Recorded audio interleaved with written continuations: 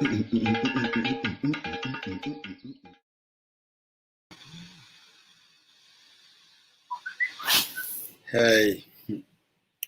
hey everyone, just good evening wherever you're watching from.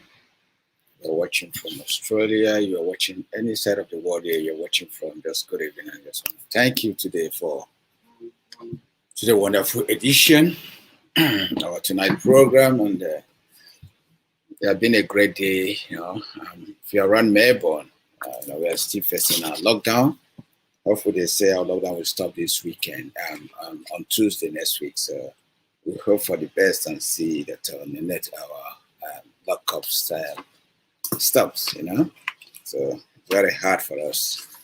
So keep us in prayer if you're around Australia. Many cities in Australia are still facing lockdown. So we hope all those things stop and we can be able to go back to our normal lives. So I also want to congratulate all the athletes that have participated in the Olympic. We appreciate them and want them to do one injury free from the sportsmen and women that are participating in the Olympic. We hope they have a wonderful game and the best nation win the game. Also, our special thanks to our Australian women. They have been doing well today. Unfortunately, they couldn't win against Sweden, but they did well.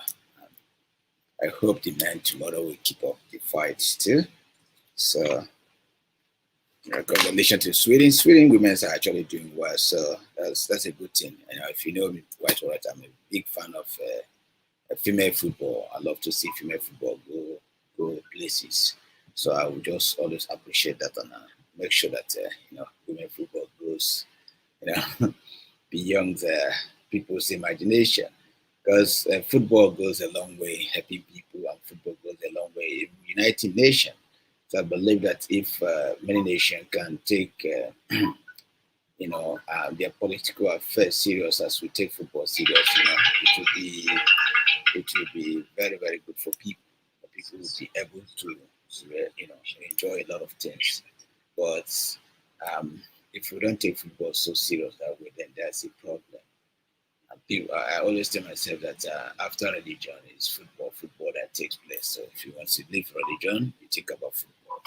Football is very important in people's life, and football is all about politics too. So I watched Zimbabwe girls. They just finished a game against China, which is very good. It's very interesting to watch the Zimbabwe girls play very well. They draw 4-4. They were very unfortunate for China to have the late penalty. So that's it. I just want to welcome everybody that are coming in tonight, and wherever you're watching around the world, I just say thank you for joining Lawube program tonight. And as you're joining me, share. We have been a very strong message I got from people in our last week program. Last week program, I used the opportunity to talk to people about the crisis going on in a certain organization called IPOP. I've been fighting for an independent nation. I will try to look onto their administrative structure and see if there's any way that anything that's doesn't suppose is there. We find out that one of their leader, Mr. Simon, but Nnamdi Kanu, appointed to start broadcasting with the Biafra. Some have, favorable, while some are not in support of his appointment. With such things, we have a strong view to see what's going on, and a lot of people, come up with their view and say how they feel about his appointment. Some I must be honest with you, they have many endorsement people that say, "Oh, he's doing a great job. We want him to keep doing what he's doing, and we appreciate him." So that's after that program,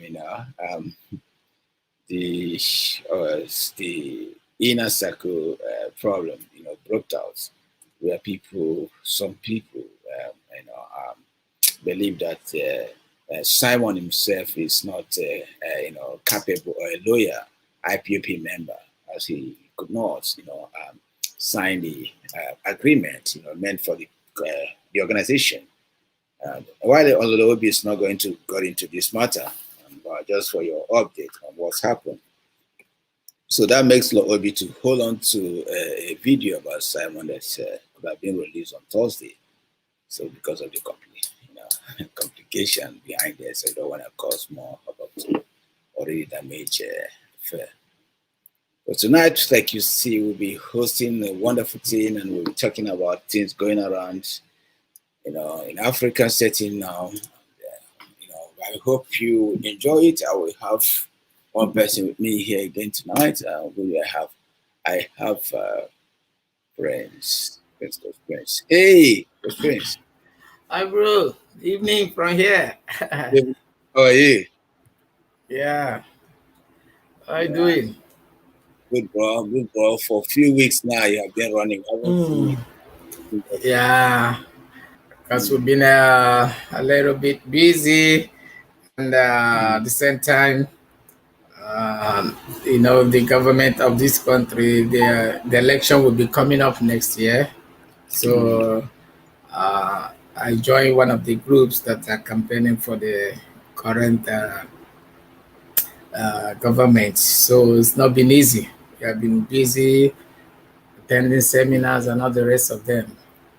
So then, and at the same time also, it's been what do you call that? It's been raining all through the whole of this week.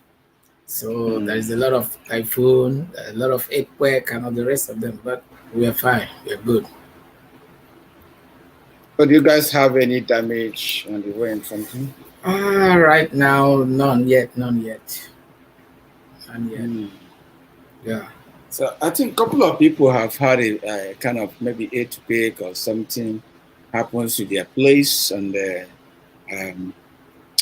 like in Germany, I see Australian TV was showing Australian, helping Germans to clean up their environment after they have a big earthquake in Germany. A lot of things got damaged. Yeah, I saw that also. I saw in the news what is happening in Germany now. I really feel for them. So Germany, China is really, really terrible. Yeah, I heard about China too. Yeah, it's so bad, but I don't know. It's so painful. Wow. I know here last week, and we had a very serious program last week where we discussed about IPAP management structure. Where we discussed about Miles Simon. I don't know if you have heard of Miles Simon. It's one of the guys that broadcasts in IPAP, Not really, not that much, because even yesterday, the IPOB members, 2 days ago, the IPOB members here in the Philippines, they went also for a peaceful rally. They went to the British embassy, embassy here. Yeah, they went to the British embassy. So to deliver their letter to the consulate, asking for them to release Nnamdi Kanu.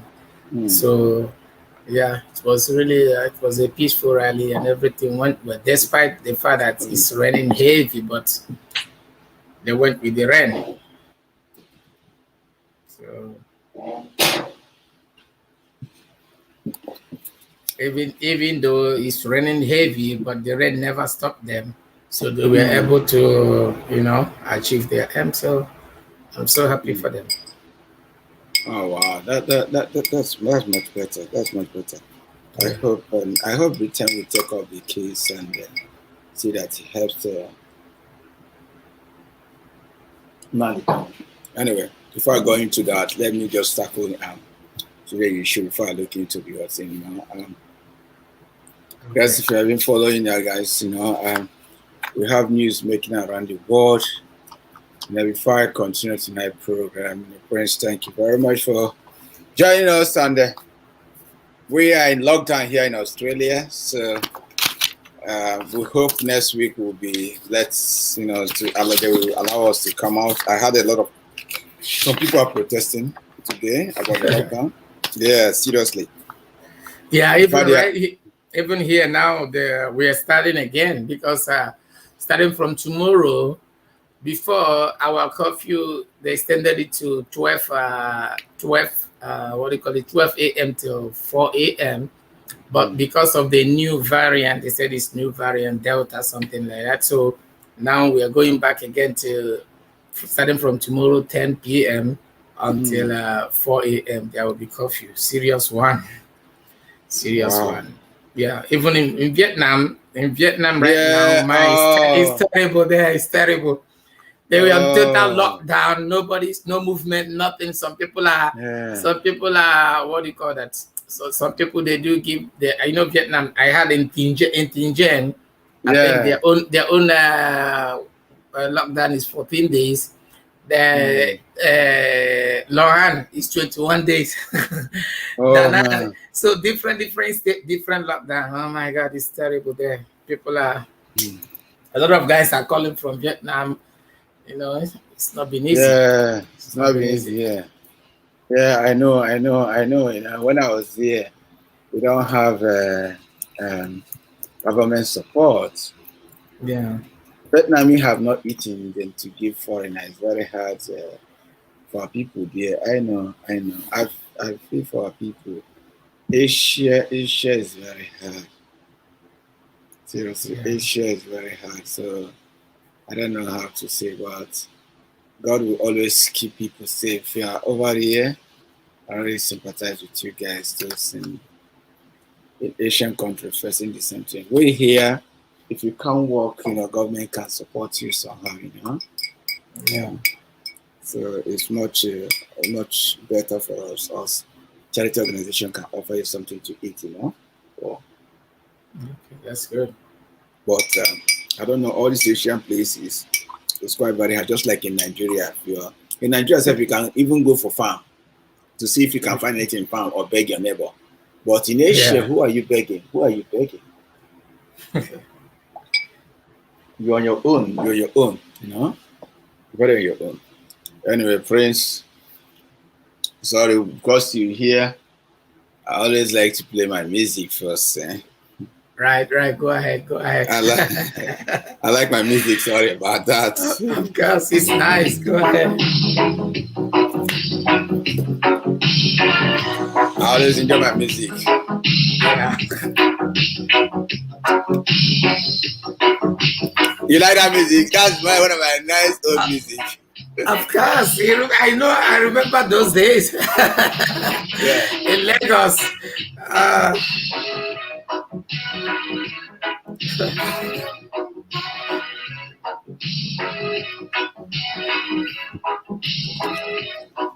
I'm about to play my music to Baba. You may know this lady.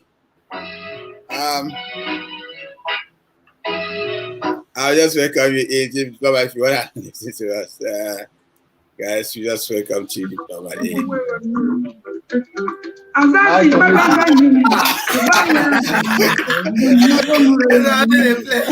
Like say they road. We are very good.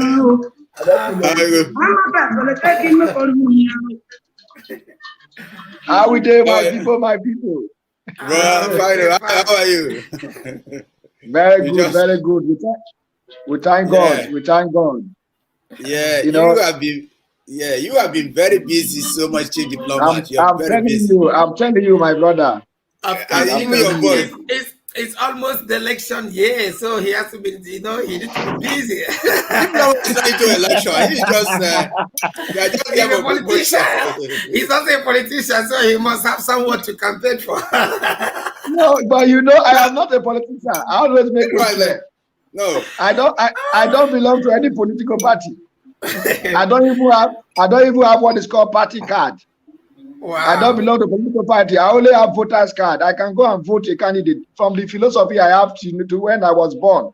I don't work in political party based on party, but I work on candidate. I can only carry my voters card and go and vote for who I want, who I think that can do best. Even though the person win, he don't win, it's not concerned. But my concern is that I vote for the right thing to be done. And that is what I believe. And that is what I'm also preaching to all Nigerians, that we should vote for who can do work for us. All the complaint we are complaining today, because of wrong candidate, we are voting based on political party ideology. Everybody, some people even go to and vote without thinking about the candidate. They just go, my brother is PDP, or my brother is APC, just the party, without thinking whether the brother is doing the right thing or not. So me, I don't believe in that philosophy. I don't subscribe to that. I always believe in candidacy. It's not care. I don't care about tribe. I don't care about where the person is coming from. But if the person have the capacity to bring infrastructural development, bring employment, bring empowerment to our youth, unemployed youth, that is my concern. That is all. And if all of us can begin to have that ideology, I believe this issue of insurgency, issue of tribalism, nepotism, issue of party, bigotry, all of those things will not be part of us. We'll be thinking about the best candidate, the man with intellect who can do the work for all of us. And that is what I believe. And I think that it is time that we also need to, not only to do the talk, it is time we also need to be involved. Let us look at, if it is eventually for us as a youth to set up our political party, let us set up our political party and begin to wage war with those of our leaders that is using our destiny and oppressing us with their political party ideology that is not visible. So it is time when you are with the youth. Let me say, when I say with the youth, I'm talking about like-minded youth who believe not about tribalism, but youth who believe of candidacy who can transform our country, our state, our local government, and our community for us. That is kind of youth I'm talking about.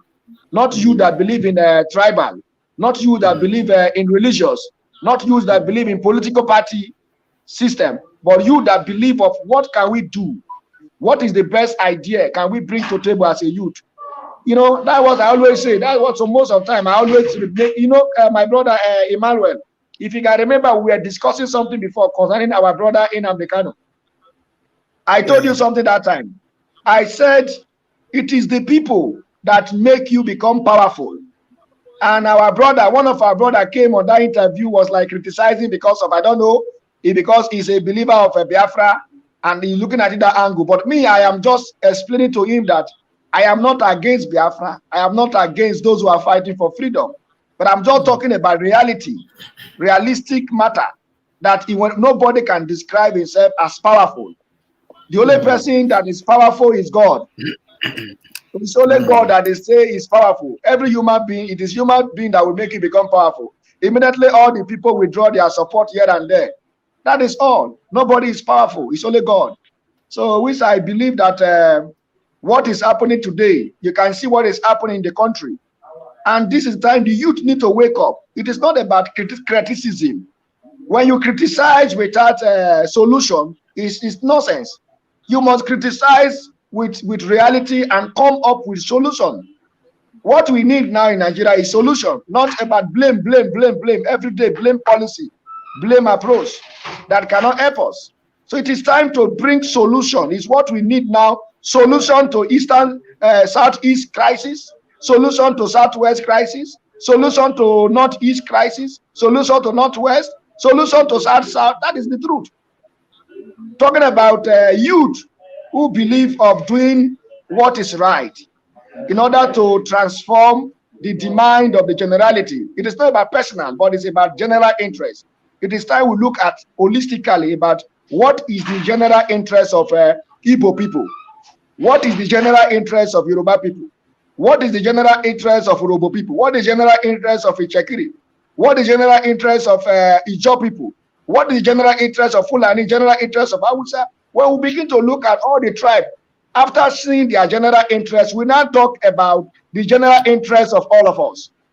That is only be done by when we come to roundtable discussion. We look at everybody's interest and then wrap them together, and we now have generally consensuously accepted general interest. That is all.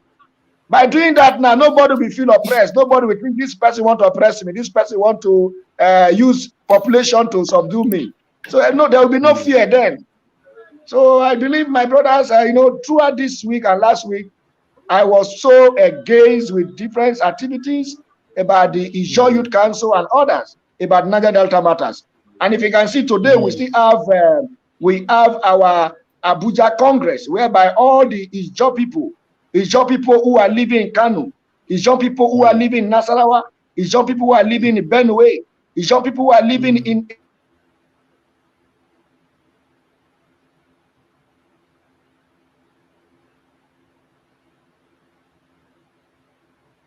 Anyway, guys, as one of our own chief diplomats is, speaking before he was cut off from the program, I'll just say we move on and hope he come back. Some people who are living in Plateau. I could have said Nigeria. Nigeria network is the best network, chief diplomat. Nigeria network is the best. Anyway, chief diplomat, while you are going there, before you go on, let's break this down with some music. I know you may like this music. Let's just calm our spirit down, bro. That's spirit before we go. I was so fascinated that you have done so much this week. Do you guys kill cow? Well, it's true diplomat, yeah. I'll ask if you guys kill cow because I love cow. I love the torso. Anyway, let's go.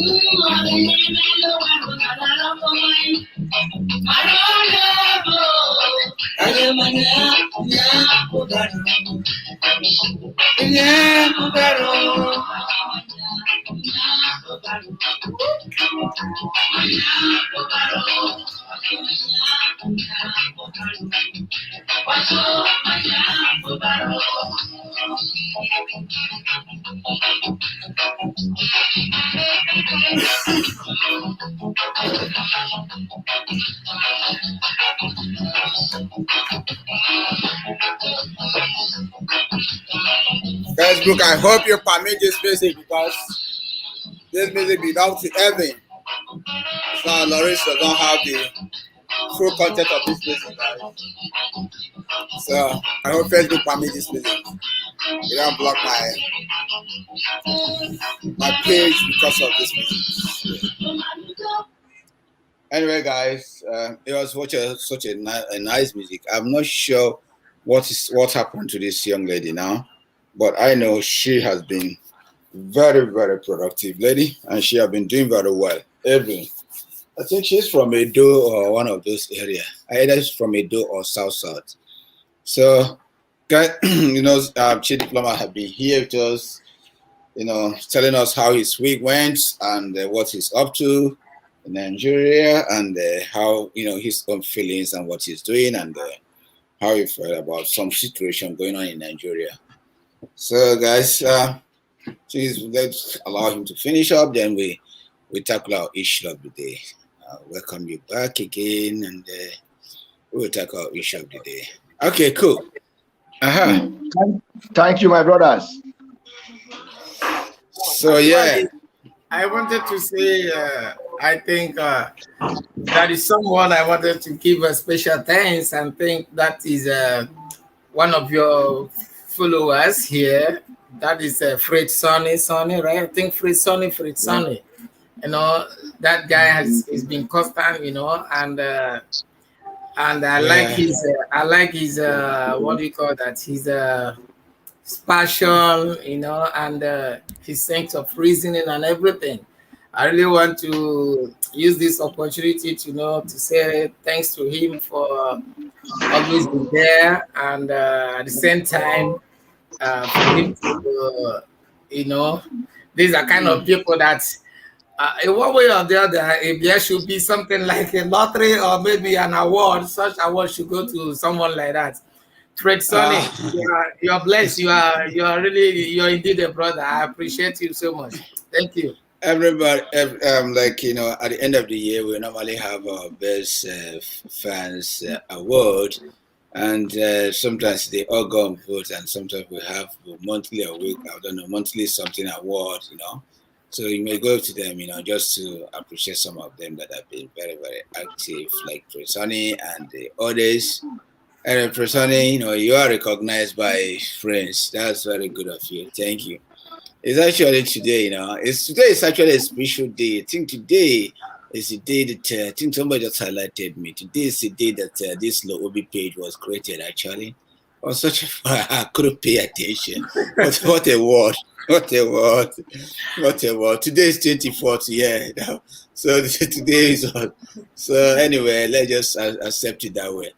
Before we continue, guys, before we continue to tonight's program, like we said, you know, a lot of things have been going on. But before we tackle the main issue, let's allow Chief Diploma to, you know, to arise on his conclusion on his week and, you know, what he feel and passionate about. So, Chief Diploma, you go on with your bro. Yeah, thank you, my brothers. Like, I want to also appreciate one of our strong followers. Fred Sonny. Fred Sonny always constantly following us every time. So Fred Sonny, look, you will be we'll probably make you one of our admin then. So Fred Sonny is always a constant follower to this program. And I believe that there was a time he was saying he's living at Mina. So he's living at Mina. Yeah, so Mina, yeah. I believe I'm going to have a personal chat with him. I will invite him to meet me in Abuja. As far as he's living in Mina, it's not far from me. I will invite him and I will know him personally, because what we need now is for us to share hands in fellowship, to think in the same direction. Because I always tell people that it is not about tribal, it's not about religions, it's not about your community, it's about people who are like-minded. Because if you don't have peace, you cannot give peace to the world. If you don't have peace in your mind, you cannot give peace to your family. If you don't have peace in your mind, you cannot give peace to your community. So when you talk about peace, peace started from you and I. It started from the body, it started from the mind. So I believe whatever thing we are facing today, because of people in country I don't care attitude, and this I don't care attitude has deep into our system to the extent that some persons have already claiming the country to their personal business, to their personal company. Because if you look very well, I always say this, that as a country, Nigeria has no problem. It is the people, the character of the people, the attitude of the people, the ruling class.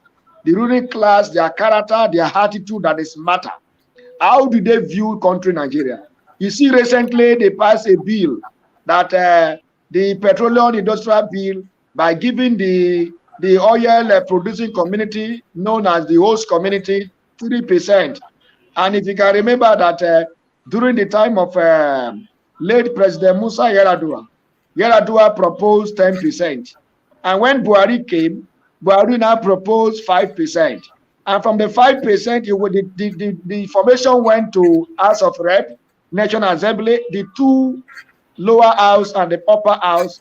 The lower house proposed, I think it's 3%. The other one proposed 2%. So looking at it, at the end of the day, they all fell back to 3%. That will tell you, will you tell me that is it Nigeria that proposed that 3%? No, it is the senators. It is the senators in the House of Rep and the House of Representative and the National Assembly. They are the ones that proposed that. So these people, they are there. Sometimes you be wonder that they are just there to represent their interests, but not the interests of the people. So they are warning that they more likely cause more disunity, more confusion into the system, because there are some of them, they believe that by causing crisis between the system, they make more money. So some of them are crisis merchants. And if you look at it very well, some of the senatorial districts are now blaming one another. That is why it is good, before you elected somebody to represent you in your own senatorial district, you must identify the character and attitude of that person. Can that person defend you? Can that person stand to defend your constituency? These are the areas. So if you look very well now, youth, I will always use this to say that Nigeria youth from the south, youth from the southeast, youth from the southwest, the youth from the north central, the northwest, and the northeast need to think inwardly about who are the characters of governor they have, who are the character of senators they have, who are the character of House of Representatives they have, who are the character of councillor they have, who are the character of chairman, local government chairman they have, who are the characters of the House of Assembly, State House of Assembly member they have. These are the issues that we need to look to. And if we can able to identify this problem, I tell you, the country, Nigeria, will be a better country. It is the mindset of people. If the mindset is inimical to the society, it brings more confusion, it brings more issues here and there.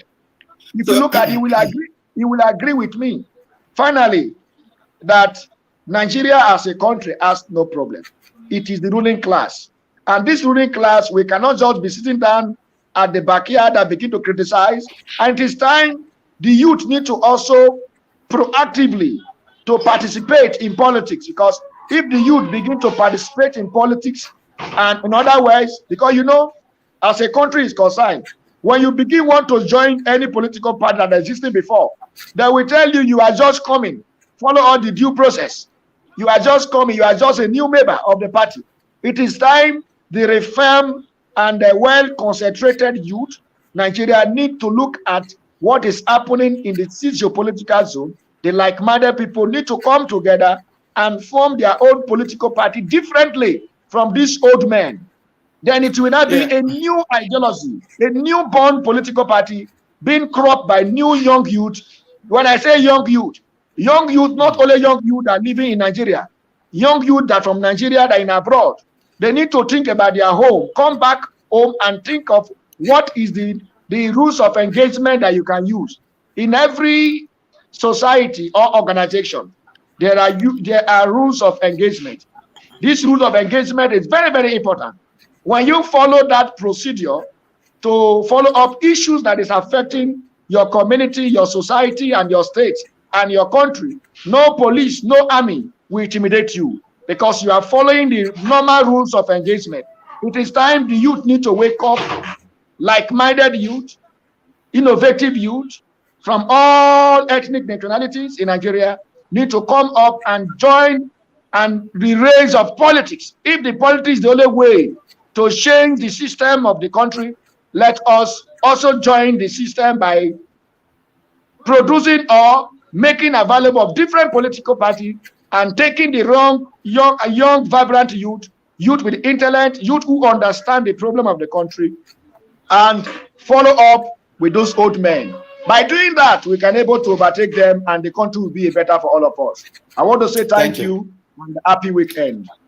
Thank you very much. Thank you very much for your analysis. Let me just say, like yesterday before we had this program, I had I think they're from Canada or something, I haven't taken my time to look at the Southwest a lot, but this brother sent me, even he pushed me back even to the time of Sarawiwa, Ogoni. Text me about, the problem of Ogoni, that after 3 months, after Biafra War, 3 months, that the people of Ogoni raise a flag, placard, about the oil spill in Ogoni, how their plants are being spilled, and the force pipe broke, around that area, how the whole environment is contaminated, and I thought Journal Sarah Weaver was just a journalist. He told me no, he's a filmmaker. He actually shared me a lot of some, which I don't know if I can be able to play some of them. He tells me back and say, South is actually rising up to think twice. After one of, do you know that in the House of Assembly there was an emotion to divide the nation? Were you aware of that in House of Assembly? Was this last 2 weeks? There was emotion raised by a senator or a House member from Rivers State to divide the nation, Nigeria. Have you come across that, bro? Chief Diploma, have you come across that? So, guys, if the nation, the guy, he went back and said that normally the Niger Delta people were given 13% of oil, from 13 all the way to 3%, which is very poor for the nation. The oil price now is not selling. The Ogoni people, he actually said, because I think that's where he come from or something. The Ogoni people, he told me, Ogoni people have one of the highest reserve oil in the world, but yet they have been marginalized so much. It was such a disturbing thing. It sent me. So, in that case, that they are actually, he was saying they are actually bargaining for Biafra if that's the only way, because they made a mistake before. I don't know about that, but that's the view today. And they actually asked me to bring some people in and all those things so that they can come and defend themselves here. So I thought about that, if a lawmaker can move emotion for country to divide, what else are we waiting for? If a House member can move emotion for country to divide, then there is a problem. There's a problem in that country. And the emotion also, for the first time in Nigerian history, for a House member to move an emotion for a nation to divide, the chairperson was shocked, and they decided to pull the whole thing down. But it was already there. It has already been done now. So I don't know how long do the nation stand again. Anyway, as we continue to progress on our tonight issue, a lot of things unfolding. We now had the problem of Oduduwa Nation. We had the problem of person of Mr. Sunday Igboho. Sunday Igboho being arrested in Cotonou. Presently, when he was arrested, people thought the government, after a few days, government told people that Igboho is about to be transferred. They have allowed him to travel back to Germany, but they just do that in order to deceive people to extradite him without anybody knowing. Unfortunately to them, the whole thing leaked up. Then they were blocked. They couldn't extradite. They couldn't kidnap Igboho. Then now they are going for extradition law to see if they can extradite him. So what do you think about Sunday Igboho? Let's start with Chief Diploma. What do you think about Sunday Igboho, the Yoruba Nation? Let's go to our tonight topic, guys. Well, let me tell you, my brother Emmanuel, as for me, I always stand on my ground that I'm not against those who are fighting for self-determination.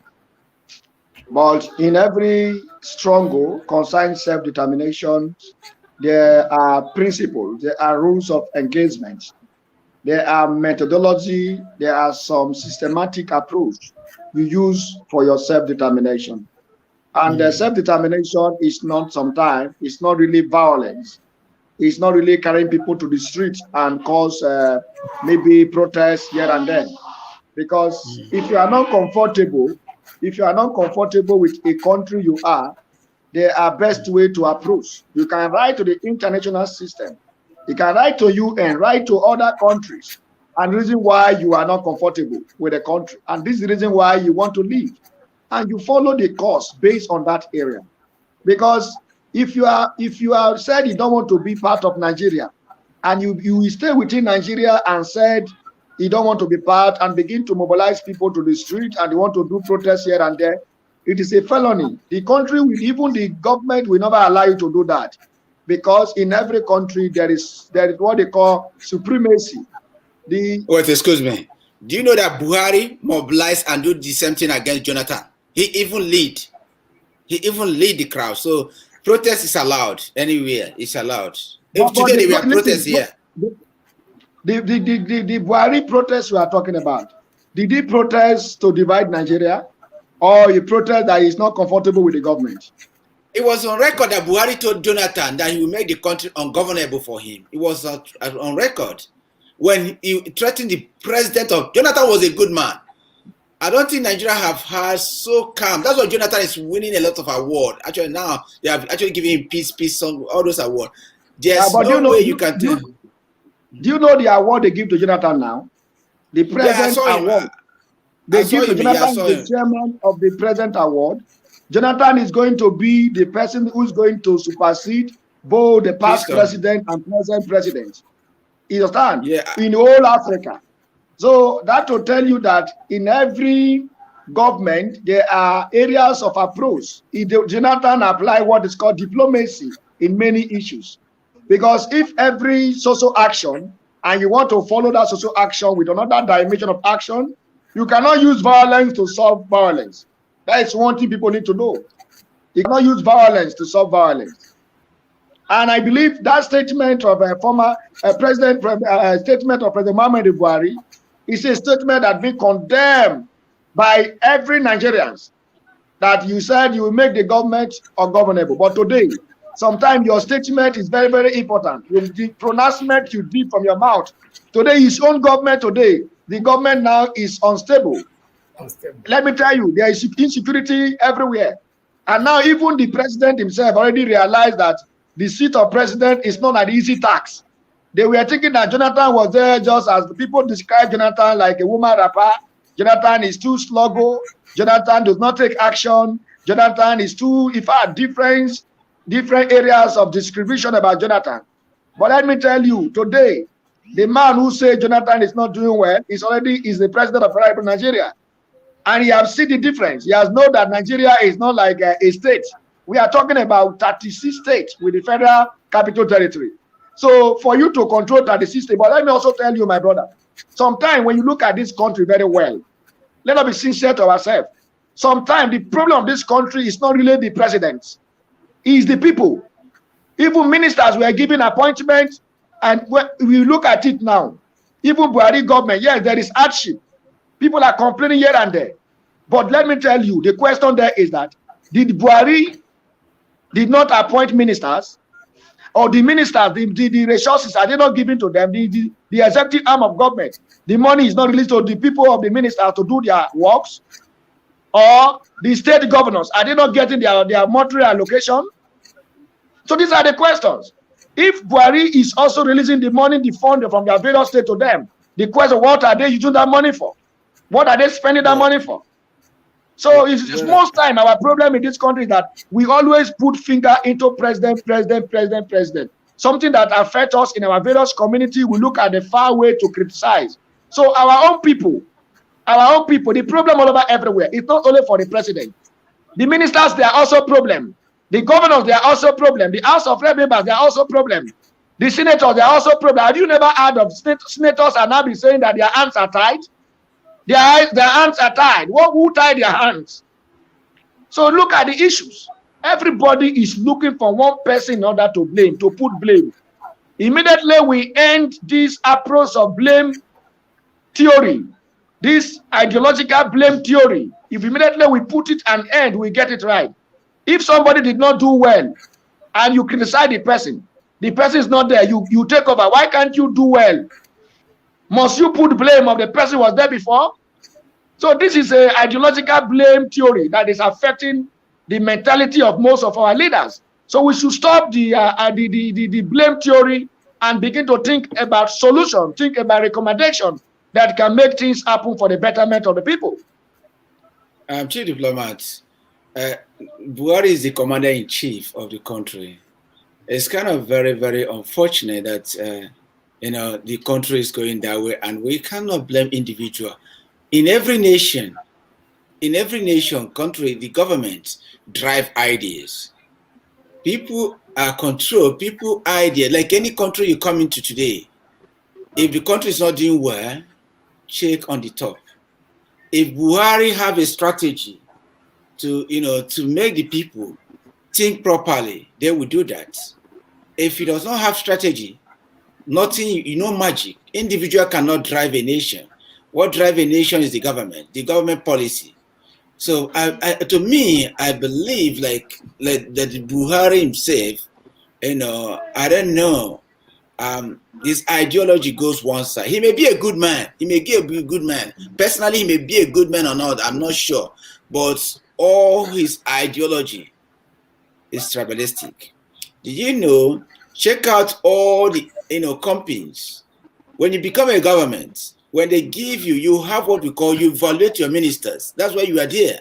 You have people that evaluate them. If you know that these states have acquired about 10 companies, 10 companies from your position, you may say no. Give that one to the next state. You cannot always push everything one-sided. Bro, if you have a kid, if you have children, you have 10 children. Out of the 10 children, you single one out and be giving one everything you have. Definitely others will rebel against you. Definitely they will not even welcome you as a dad. You will make sure that you give this one and you give that one. What is happening here is that, like in this country here, the government, every year they tell you what idea they are pursuing. We also support such an idea. We follow as much as we can. Then they put policy around that idea. Once you break the law, you face the consequence. But in this country, you cannot blame the youth, because no matter how successful you are, if you are not in the politics, the government have the power to roll you down. Very easy. They have the power to roll you down. Anyway, while we are doing that, Buhari or not Buhari, let's look on Sunday Igboho's detention. That's my own problem today, Like, people have come up and say that, the way Sunday Igboho was detained, they need to free him, that Sunday Igboho did not commit any crime. So we ask, is agitating. You say that when you're agitating, you don't need to involve violence or anything. But in the history of Nigeria, mostly for the African nature, there's no way agitation will go without confrontation. There's no way when you are agitating for a republic will go without confrontation. You guys, you know that Niger Delta. Before the Niger Delta, people could listen to Niger Delta during Asare Tukumbo. Sorry to say that. During his time, he has to raise arm. He has to do a lot of things in order to attract international recognition. That arm Asare raise attracts people to bring the amendments or Amnesty International, something like that. I don't know. Many of you guys benefited from such a thing. Without such a thing, how do you know many of you guys benefited such a thing? Yeah, many of you guys benefited. I had a friend. See, I have a lot of Niger Delta friends. I had a friend I met in Malaysia. Yes, Monday. I know. Monday if it tells you about his story, you will know that many guys benefited. Some use it for greediness. Some also use it to go and study, outside scholarship and also better their life. Ima, why? Ima. Yeah. Ushe, Ima. Let me tell you something. Well, you want to talk about the issues of Niger Delta. Some of us, we are part and parcel of it. We can give you the real pictures and the real things about it. The Niger Delta agitation is a different thing entirely compared to other agitation that is happening. The Niger Delta agitation is that their environment has been destroyed. Their livelihood has been destroyed. People who are living in the riverine areas, the oil installation and the oil exploration they are doing by the IOC, International Oil Company, been destroying our environment. These are the agitation of Niger Delta people. They didn't say Niger Delta this and that, all countries should be divided, countries should be divided into pieces. No. The Niger Delta agitations are very strictly for livelihood. How can they live? Your environment has been destroyed. This environment belongs to us. If federal government, you want to do business, IOC, you want to do business, let us come for a roundtable discussion. Let us come for negotiation table. These are the other issues. So that our brothers and sisters are supposed to benefit, let them benefit the resources in their backyard. Those are the issues of Niger Delta agitation. And these issues, even the federal government of Nigeria know very well that issues are genuine issues, very genuine issues. And that was the reason why you can see every government that come in place bringing out one policy to another policy in order to negotiate, in order to draw the attention of the Niger Delta critical stakeholders, in order to come for roundtable discussion. That was what brought the Ministry of Niger Delta Affairs. That was what brought Niger Delta Development Commission. That was what brought Presidential Amnesty Program. So the Niger Delta issues of agitation is a different issue entirely. That's why some person we are comparing a Boko Haram agitation in Northeast to Niger Delta agitation. Some of them, they are just speaking based on the tribalistic mind. Otherwise, you cannot compare Boko Haram agitation to Niger Delta issues. Did the federal government destroy the backyard of Northeast? Did the federal government destroy the backyard of Kanu or Katsina? But today, compared to Niger Delta, our river has been destroyed, been polluted, environmental degradation. These are the issues. Our people cannot do farm. Their farmland has been destroyed. The river, they do their fishing, they cannot do fishing because of oil exploitation and exploration. And at the same time, the IOC refused to employ the indígenas of that place where their livelihood have been destroyed. And if you cannot employ those people, then what else do you want? These are the real issues of Niger Delta agitation. The Niger Delta people didn't say Nigeria should be divided into 20 pieces or 30 pieces. The Niger Delta people didn't say Nigeria should be divided, we should not want Nigeria. What Niger Delta people say, the oil that they are getting from the environment, let them also recognize them, and the host community should also be part and parcel of the deal. Those are the issues, and they are genuine issues. Even the federal government know. The three arm of government in Nigeria also acknowledge that.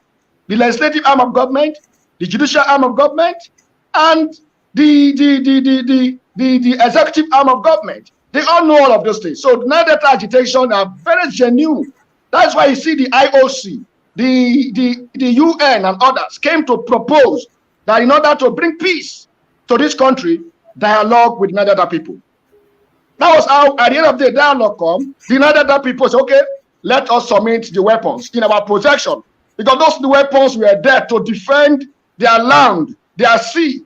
That was how the Presidential Amnesty Implementation Committee come with the blessed memory of late President Umaru Musa Yar'Adua. So today, let me tell you, compared to what has happened, whatever peace they are enjoying today in Niger Delta was being masterminded by the late President Musa Yar'Adua. Because Musa Yar'Adua really understands the problem of Nigeria. But the present people we are seeing today, they are operating based on tribalistic mind. Very, very tribalistic mind, religious mind. That is why they are now out of to do the right thing. Immediately, let me tell you something, Ushe Emmanuel. Immediately you refuse to do what is right, there will always be agitation. There will always be agitation. So, but when you do the right thing, you will quench down every agitation. So if you look at it, you cannot compare Niger Delta agitation with other agitation that are happening today. We are look at it now. Look at the whole country. Northeast, Boko Haram issue, insurgency, banditry is still happening. Southeast, Biafra agitation. Southwest, Oduduwa agitation. The only place that you never heard of any agitation now is the South in combination the Niger Delta, because the peace. The South have just released this, what they call it, the Middle Belt. They have just released a statement. I think it's included all these Edos and South or something like that. They ask people to evacuate, that they are no longer interested in one Nigeria. They have their symbol.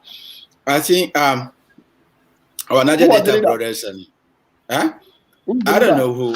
I don't even know the leader. Tell me the leader. Who's the leader? I don't know who they call the leader. But Emmanuel, you must tell me who is the leader. I don't know who is the leader. You know, some of these guys. So,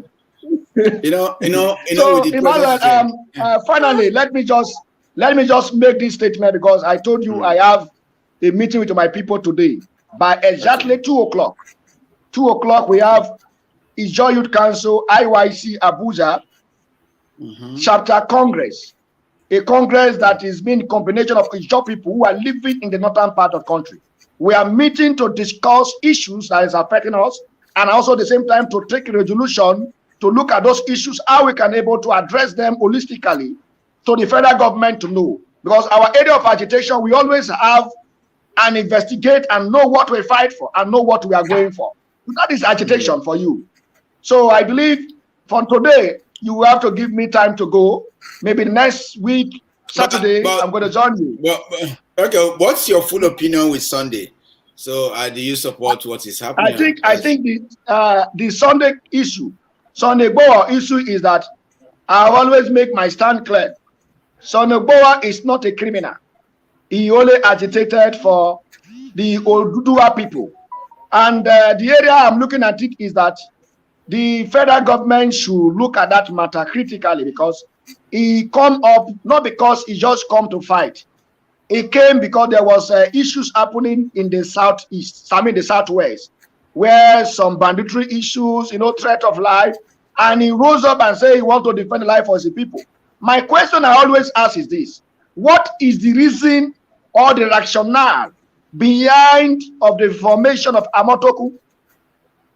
Today, people are talking about Sunday Igboho.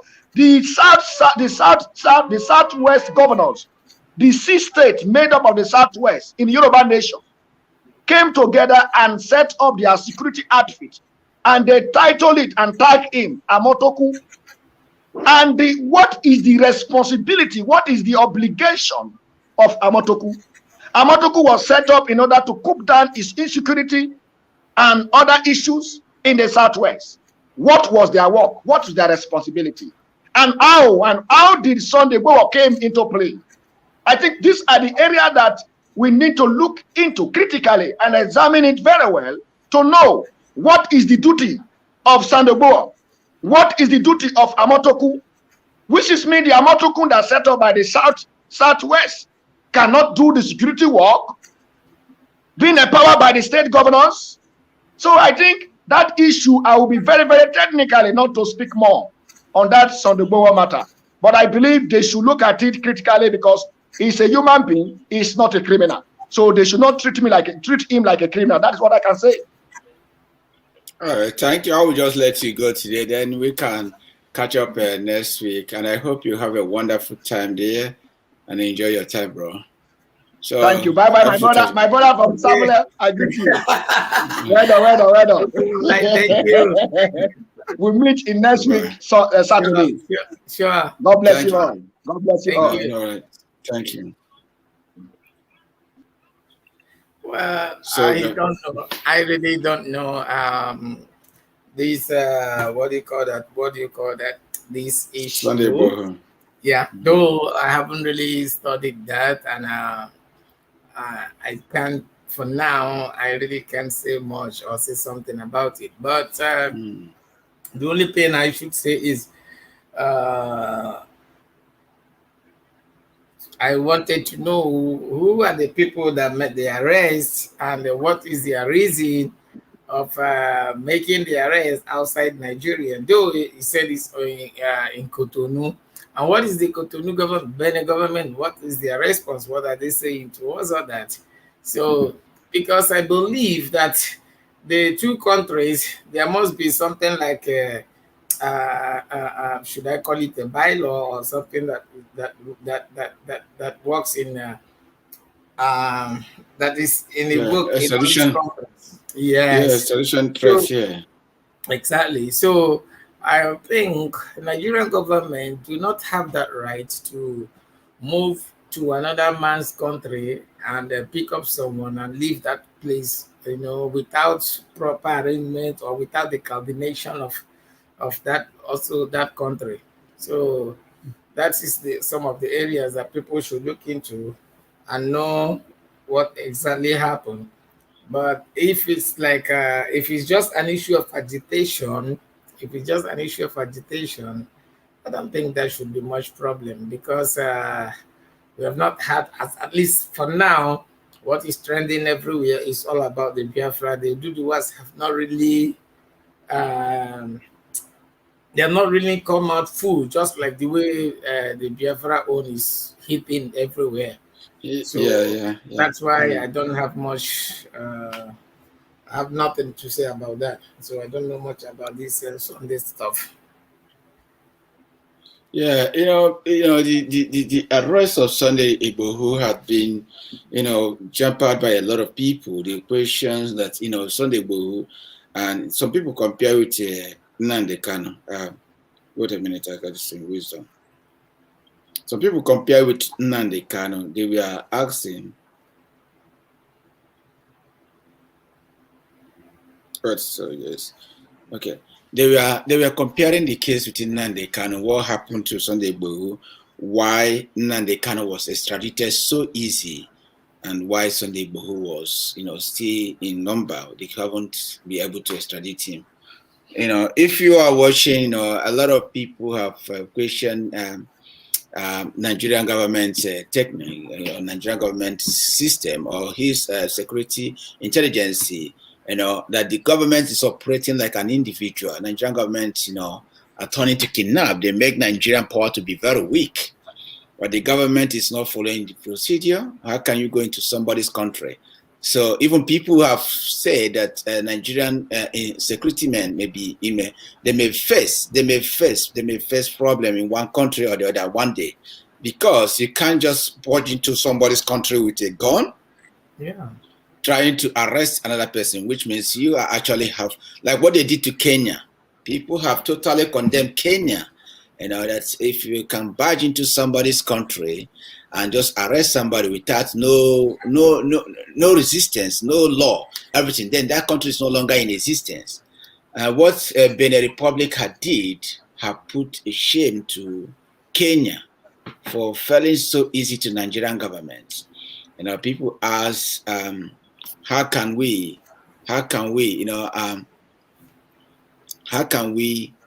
people ask, how can we just watch this thing, concerning Sunday Igboho take place?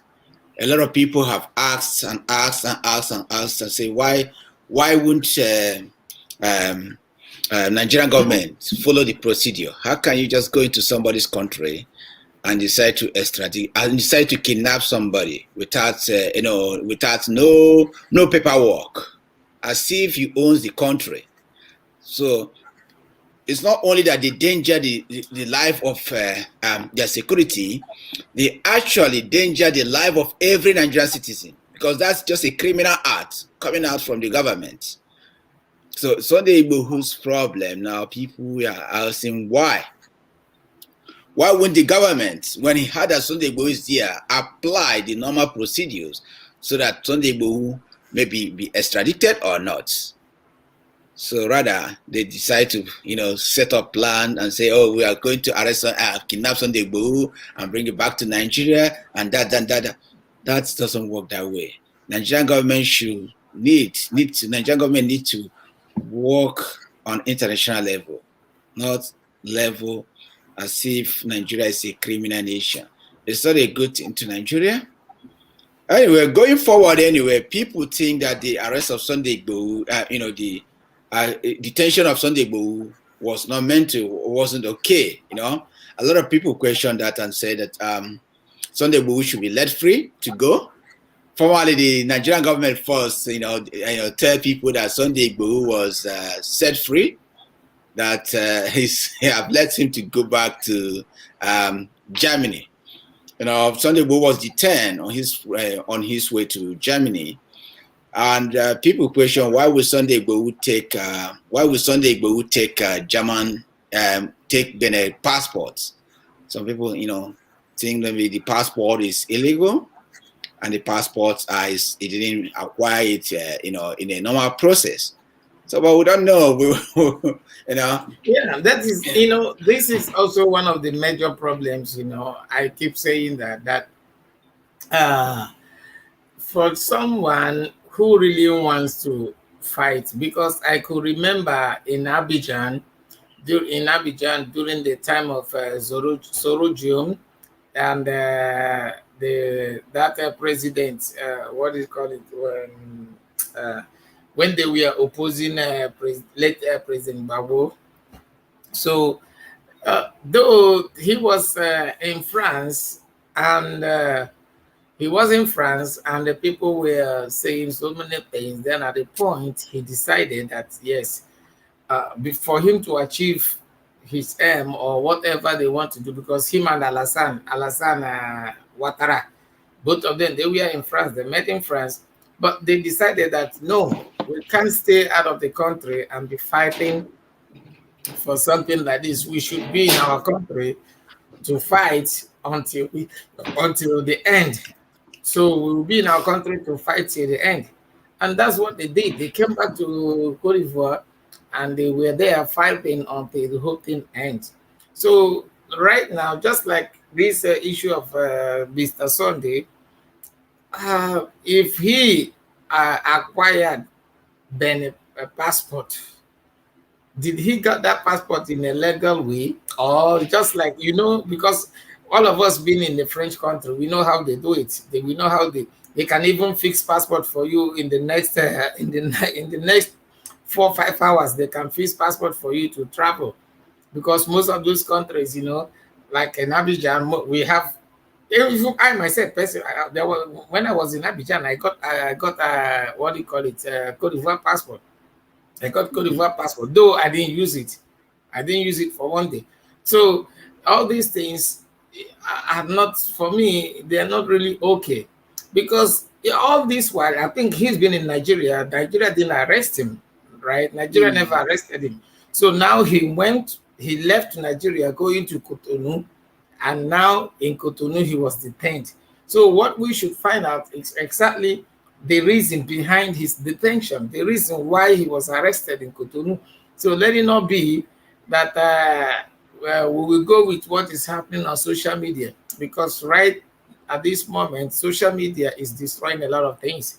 The way they twist things and the way they put things, make people look. In fact, they are worsening the whole thing. They will add a lot of sugar and a lot of salt into the whole thing to mix up the whole thing and put people on people's mind in the state of confusion. So we need to find out what really happened and what is the reason. Because if Nigeria wanted to get him in Cotonou and Cotonou refused to give him back to Nigeria, Cotonou and they will still detain him. For what reason? Why would they detain him? So Cotonou should let him go where he's going. Because if he did not commit any crime and Nigerians have asked for him, and which the Nigerian government wanted to kidnap him, but then they refused to let Nigerian government kidnap him. So why then is Benin keeping him? Why are they keeping him there? Why are they detaining him? They should allow him to go back to Germany. So that's my own. That's my own. So there must be something. There must be something going on which we don't know yet. I believe that maybe in a little time everything will be exposed. Yeah, you never know. You never know. Like we said, if Sunday acquired a passport legally, then that would be always. I think he'll be free to go wherever he wants to go. Yeah. But if he does not acquire that legally, then there will be a problem. A case for him to answer, exactly. Yeah, people say that the passport was not acquired legally, but he was about to travel from the airport, which means the passport was acquired legally. So people begin to ask why, if Sunday have acquired their passport legally, why did Nigeria still have upper hand to ask Benin Republic to release citizens that have already gotten their passport? Their intention, which is. Bro, please, I know why I'm saying that. Sorry to cut you. In Abidjan, like I told you, Cote d'Ivoire, for him, maybe if when you talk of acquiring passport legally, it means he must go through dual citizenship. So, and dual citizenship, for him to go to that dual citizenship, there is a process for it, and there is a time for it. You can't just apply today or in 1 month or in 2 months and they will give it to you immediately. It's never done. It's never done. There is a process. There is a procedure for that. So, because why, like me, when I got mine in Abidjan, why I didn't use it is this. I never appeared in any of the government offices to do the normal process, which they will do all the whole thing they're supposed to do. You just pay someone money and in the space of time, they will just come and hand you over passport. Even that time, I wanted to go to Germany also. That's why they got that passport. They said I should use it because my manager, the agent who wants to bring me there, said, "Oh, since Nigerian passport is difficult, then that's why he recommended I should go for Ivorian passport." So in the sense that I can speak French a little. Even some people there was even someone who brought a French passport from France direct. They just asked me to do transplant, to remove the picture and put my own picture. Then I will go with it. I can defend it in blah blah blah blah blah. So I oh my God. I came back home with that passport. I just dropped the passport in our village. So it's in prison. So it's in prison. I'm prison with my own Niger passport. So what I'm saying this is, the only place they will find out that your passport is not really okay is at what do you call it, in the airport. Even if in the immigration, they might even allow you to pass through the name, but in the airport, that is where they will get you. They will hold you there. That this passport, there is something, or maybe they will throw one question or the other to you, and you can't answer that question. That's the problem. The same thing happened here in the Philippines. There's a Nigerian guy who came from Thailand. The guy has been in Thailand for so many years, and he's using this country passport. I've forgotten the name of that. He's using this. So here in the Philippines, when he left Thailand, it was okay. He arrived here in the airport, it was okay, no problem. But now for him to leave Philippines, going back to Thailand, he was arrested and detained for so many months. We have to fight and fight and fight and struggle and do everything, even to the point that he has to confess now because he's claiming that, oh, my dad is in Nigeria, my mom is Madagascar, Mogadishu, something like that. So then at the end of the whole thing, he confessed also that, yes, he did not appear in immigration for this thing. So it's a kind of transplant. And, it cost him a lot of money before, the government here allowed him to go. They released him after paying all the damages and everything. I think from what I'm seeing here, I think Sunday Igboho is about to go to Germany to seek asylum. So if that's what he wanted to do, he is already stateless. They should not hand him over to Nigeria, Benin Republic, Benin Republic have refused that they are not handing him over to Nigeria. People begin to ask, we ask, has Nigeria's strategy of kidnapping failed? Why? Why did Benin Republic stand, why did they stand on their law, that their law should be fulfilled if there's any extradition threats that will be going on? But just to hand Nigeria over, hand Sunday Igboho over to Nigeria, I don't think they will do that yet. Well, they're probably waiting to look onto to see if Sunday Igboho break law by acquiring the passport. So that would be another case that Sunday Igboho may, face before Nigeria will even be asking of if Sunday Igboho is from Nigeria or not. So I think the government will be looking onto that case, I don't know, but this is how I felt, things will be happening in that place. Say, Chukwudi Benjamin Ozo Pastor Ijo is not brother of Ndigo. Even Nigeria disintegrated Niger Delta region is their own independent. They can't go together with thieves.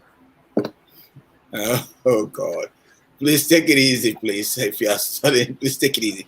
Anyway, we'll continue, people say, Yoruba, you must give credit to Yoruba agitation group. When they catch Sunday Igboho, they actually told those groups that Sunday Igboho, have been allowed to travel to Germany. So their plan is to whisker this guy out back to Nigeria, and so that they will be persecuted by Nigerian courts or something like that. Unfortunately to them, the whole of their strategy fell. People came back and began to protest and say, no, Sunday Igboho must not go. They keep this private jet waiting for Sunday Igboho to bring, to be brought to the airport, and off you go.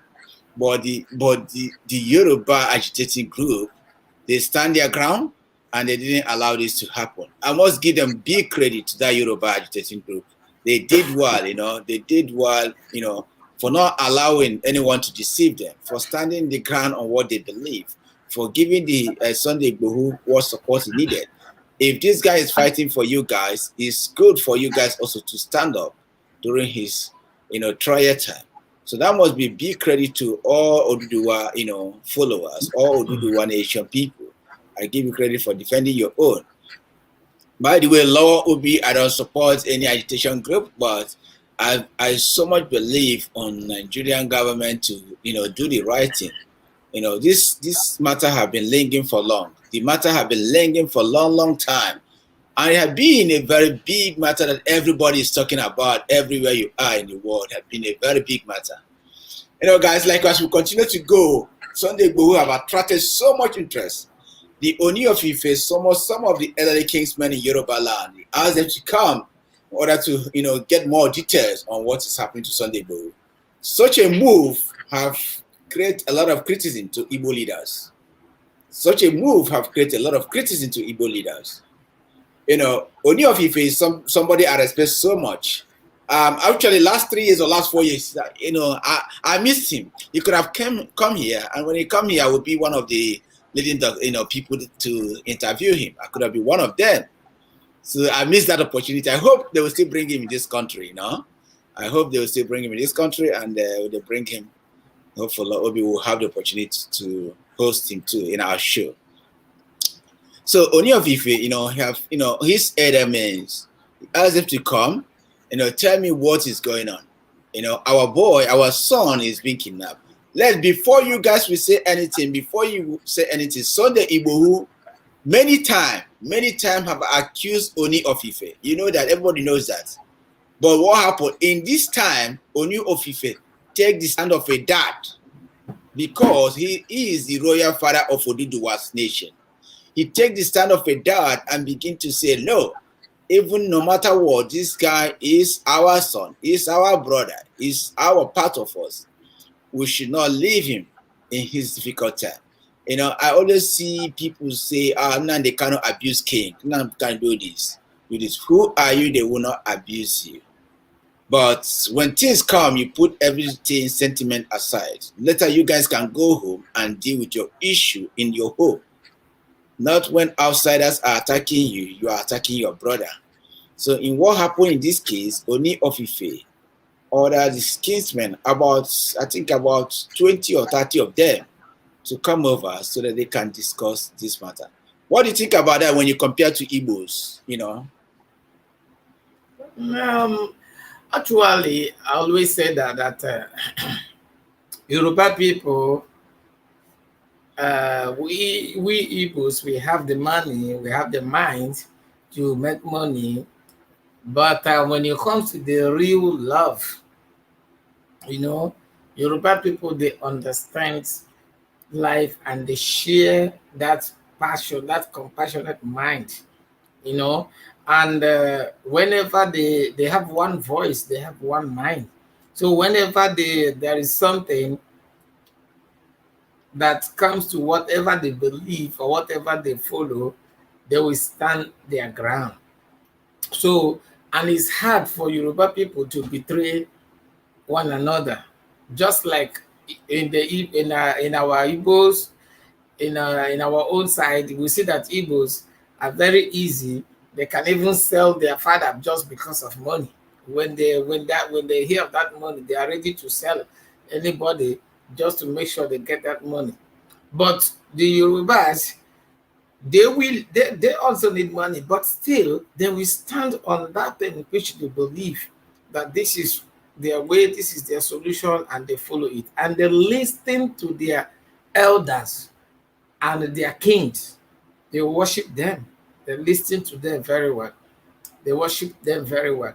So if Oni of Ife called for all the Yoruba kings and whatever, the elderly people, to come out, they will gather. And when they said, oh, okay, let's go for that, they will do it. But now you come to the Igbos, our pride, our ego is too much. You will see someone trying to condemn another person, maybe for no reason, out of jealousy, out of anger, out of hatred or whatever. I was listening to this man that was a few days ago.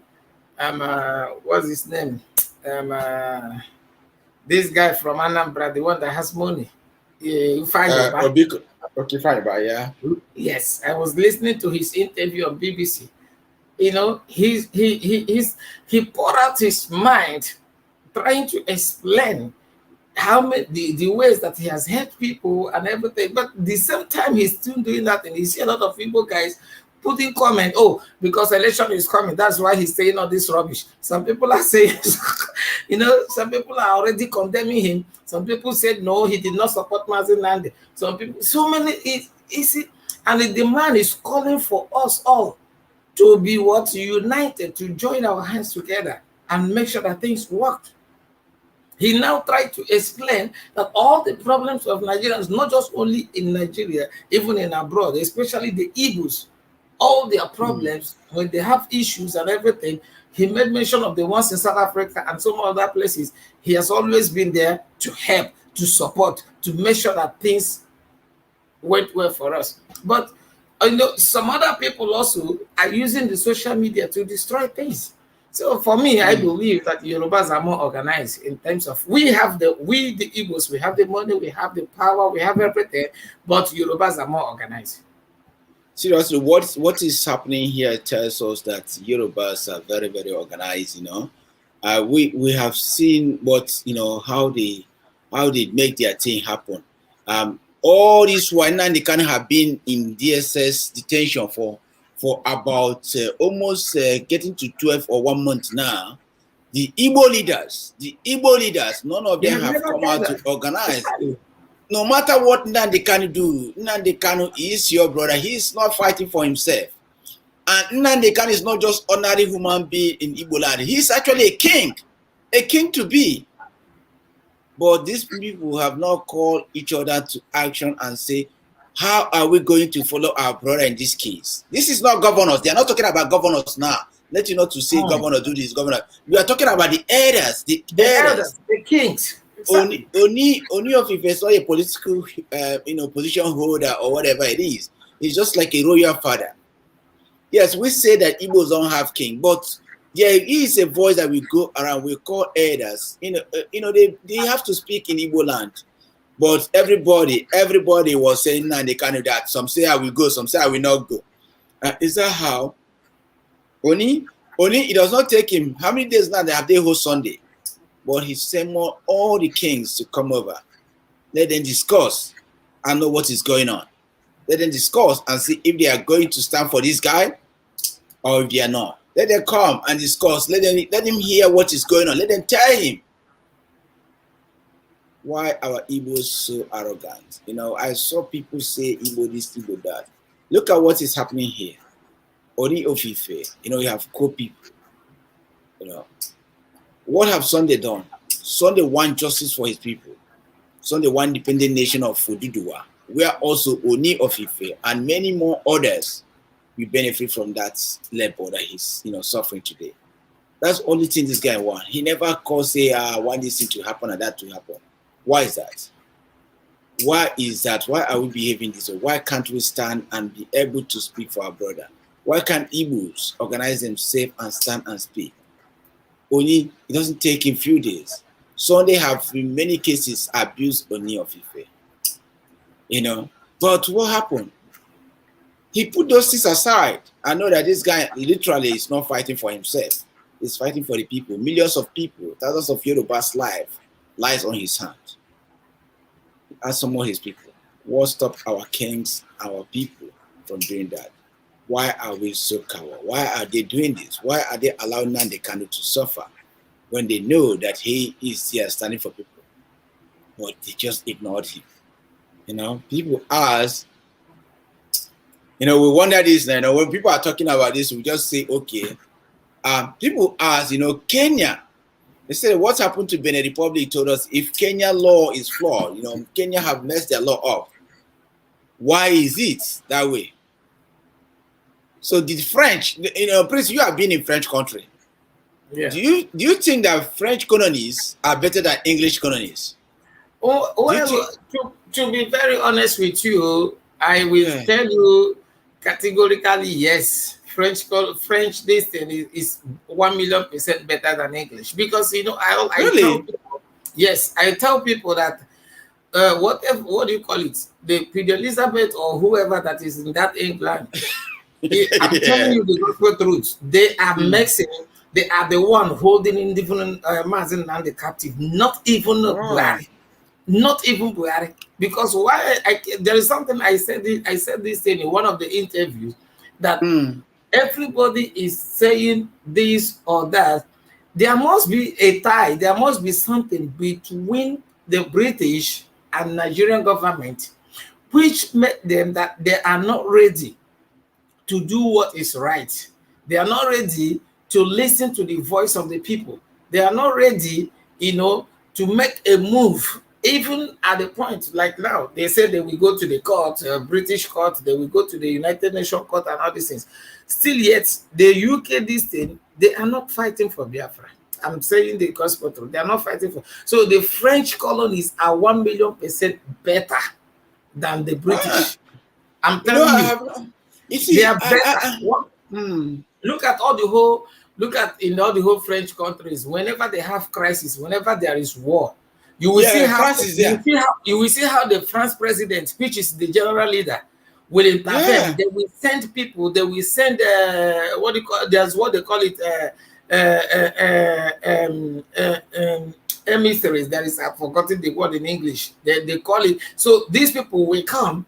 They will also have all these French envoys that will come. The French envoy that will come, and they will have a round table. They will sit down. They will do this and do that. If it is where they need the French army and the other French colony armies to join, you will see them. They will deploy them immediately for peacekeeping. But look at the British. It's all messed. Everything is messed. Everything. So I really I don't know why even Nigeria is in that English what is also a mess. That's just the simple truth. They are just playing politics on us and using us to kill ourselves, and at the end, nothing happened. The British is not fighting for us. Like I said earlier, the IPOB people that went to the British embassy here a few days ago, there are a lot of British people working in that embassy, but they never came out. They only sent the security guard and sent a Filipino man from the consulate to come and talk to us, and then we give the letter. Oh, what they said is the consular is not around. The consular is like this, is like that. Like, who is even sure that the letter we gave to him will get to the consulate? So, but if it's a French people, you will see that the French ambassador will come out. He will come out. So, to me, French colonies are 1,000,000% better than the English colonies. And the English, they are the problem we are having. The real problem of Nigeria is the English. And this whole thing that is happening to Mazi Nnamdi also is the English. How can someone who is using a British passport, he's a British citizen using a British passport, he was kidnapped from Kenya. Until now, the British has done nothing. Nothing. Yeah, people ask this, someone told me that when you're in a French country, yes, there is a lifestyle. They are always into lifestyle, drinking and all those things. But it's a more peaceful than when you are a place like Ghana, you're a place like Kenya. Look at Kenya. Kenya is colonized by British. Look at how they flop their law. They don't care about their law. Look at small Cotonou. Cotonou is not up to Kenya. Cotonou, they refuse. They say, no, we follow our law. At least let's try to do something here. We shouldn't flop our law that way. Somebody just to come because you are a neighboring country, we share the same border, you just came in to pick somebody and go. It doesn't work that way. You see that? But Kenya, all the way from East Africa, you don't have anything to do with West Africa. You allow your law to flop because you are English colonized. So people begin to tell me, look at Ghana, look at all these English colonized countries. They are just all flawed. Look at Nigeria. Nigeria is more corrupt as everybody is talking about how Nigeria is corrupt. The leaders of Nigerians are not doing anything to help their country. Now they ask, they say, okay, what happened? You know, people will talk about, you know, they talk about this, the secret agents they used to kidnap Nnamdi Kanu. Did they fail? How did they fail? You know, kidnapping Sunday Igboho. I think the secret agents, you know, people we are observing. Igboho has men that are watching, so it's not easy for them to operate the way they operate against Nnamdi Kanu. You know, the people ask, you know, Nnamdi Kanu. We still wonder how can somebody like Nnamdi Kanu be kidnapped without no alarm?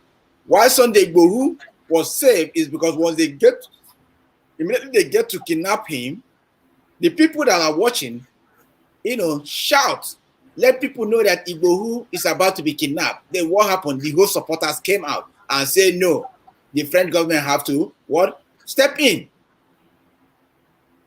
But during the Nnamdi Kanu, nobody knows what until Nnamdi Kanu was in Nigeria. The same thing could have happened to Sunday. But all the IPOP members, all those that claim to be Biafra, none happened. That's why, you know, people begin to ask, is there fraction? Why Nnamdi Kanu was betrayed by a top? Okay, when he went to Kenya, who is he staying with? Why when he didn't see Nnamdi Kanu, why didn't he raise alarm? Exactly the same question I was asking. Huh? I asked that same question. How come, like when I listened to his legal attorney, Ejiofor, I heard Mr. Ejiofor, where Mr. Ejiofor was saying that he has been in Kenya, not even it's almost a month that he's been in Kenya. So all this period that he's in Kenya, the IPOB members are not aware. Are they not aware that he's in Kenya? Does it mean that he did not go with? There is nobody that went with him, or maybe he doesn't have any what do you call it? Backup. What do you call that? Backup.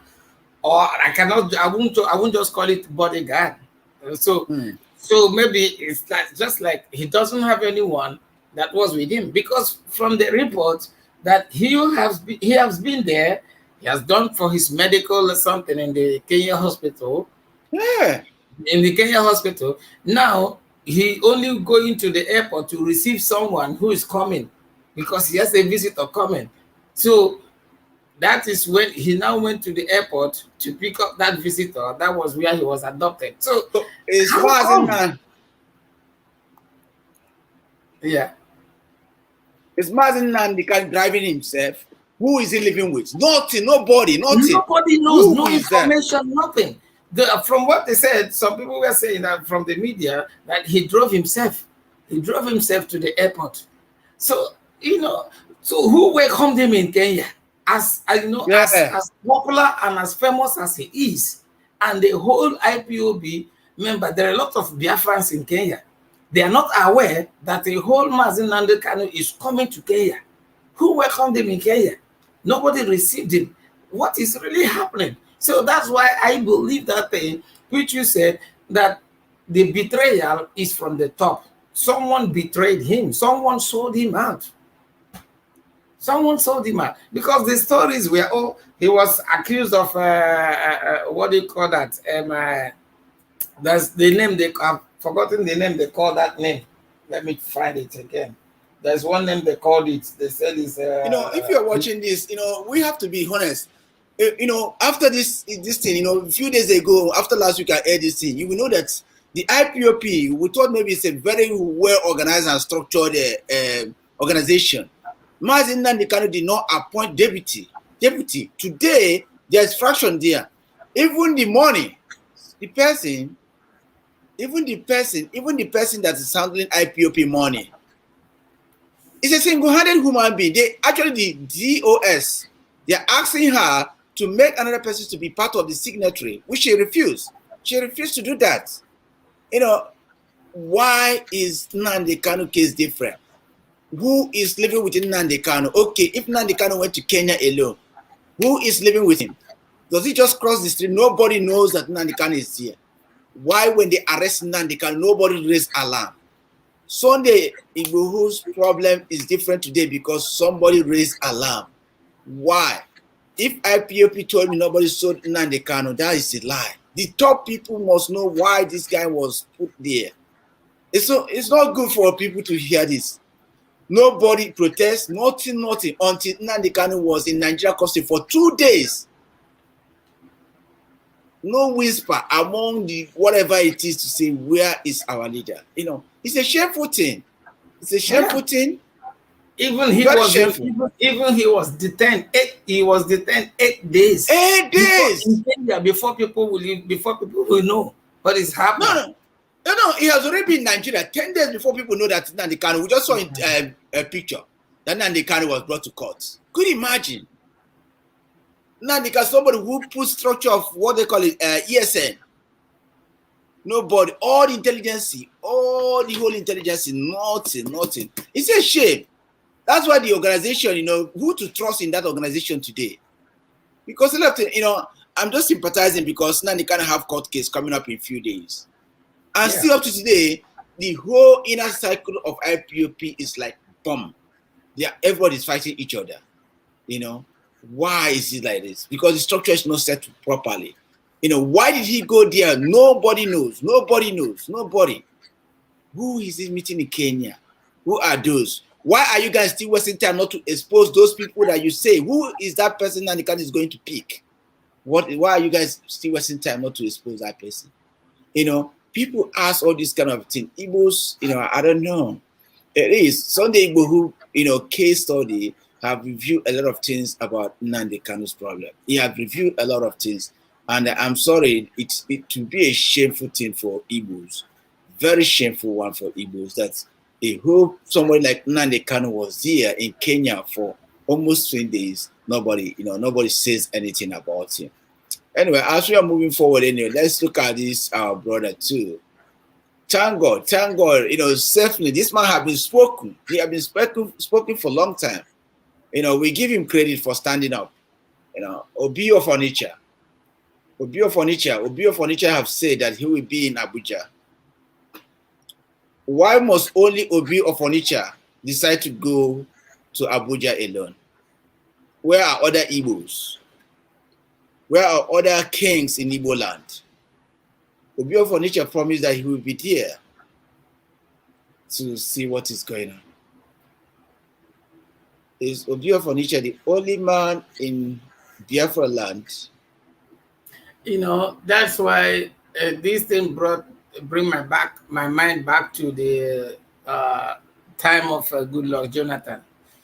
During the time of ex-President Goodluck Jonathan, we have so many of Igbo kings and all the rest of them, all this His Royal Highness, His Lordship, His Excellency, and all of them. We have a lot of them that time. Even in Abuja, they are wearing all those big and long clothes. So saying that they are speakers, all Zendigo for what and all of them. So that period, and I could remember also what we saw in social media. We have Nnamdi Kanu. He was blessed by so many of these Royal Highnesses, all these His Royal Highnesses. Where many of them were Lagorio Fund and all the rest of it. So now that the problem is there, just like what you said, is it only Obi said he's going to Obi of Onitsha say he will attend the court case? Yes, fine. That's nice. But all these other Royal Highnesses, where are they? They should emulate also the same thing this Oni of Ife is doing. All the Royal Highnesses should gather themselves together, discuss about this issue, come up with something. They can send someone. If all of them cannot go, they can send 1-2 people. They can as well also someone, attorney, lawyer. Yeah, to hear from him. Yes. Hear from him. Yeah. They reason together. Then when they go to the court, our voices will be one. But in a situation whereby everybody is living a don't care life, everybody, let him go there, let him do whatever he wants. It doesn't help us. It's not making any sense. So there is no way we can achieve things in such way. So we should learn. There are important personalities, people, all these royal highnesses, where are they? They should come out and say something. I just wait for a minute. I just read this thing. Sound interesting. I just read this thing from this person. Who is this? Informer. What I say is, should I pull it over? Can I be able to pull it over? Okay. 1 minute. I'll be able to pull this over. It sounds so interesting. It says, Igbo leaders are talking about Ato Eze has almost Igbo leaders, you are talking about Ato Eze has almost the whole Igwe in Anambra in his hand, except Igwe Oriozu Nnewi and Obi of Onitsha. Wow. Okay, I will pull this over. Just give me a minute. I'll pull this over here and we can go through it. Sorry.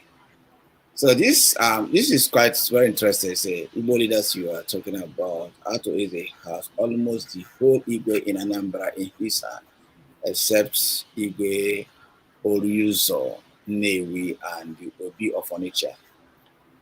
Hope until the chairman of Aze's in Imo State, Okeze Ibazu has all the Eze in Abia State in his hand, and Enugu State, their governor has all his Eze in his palm. In Ebonyi, no first-class Eze, most of them are traditional to be called. In Rivers, we incubate them and incubate them. In Cross River, they are after their tradition, but not know that when Fulani comes,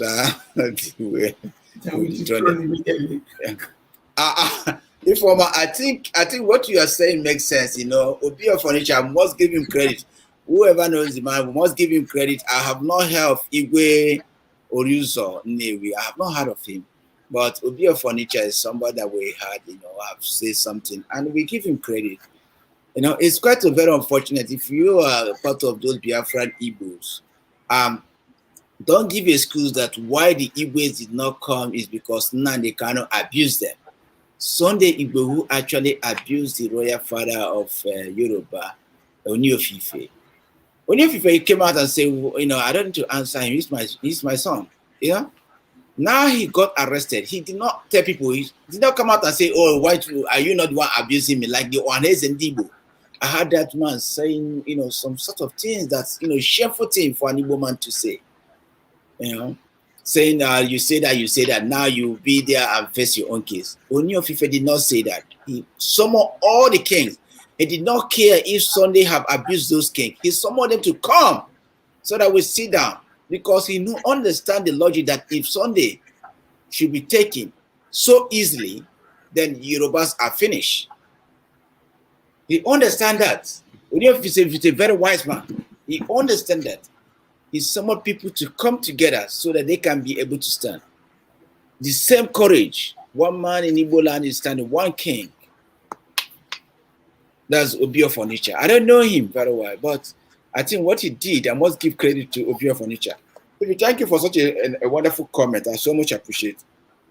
Yeah, but because what she said is right. If you go to in Imo State, just like what she said, in Imo State, you don't hear about all these Ezes anymore. You don't hear about them.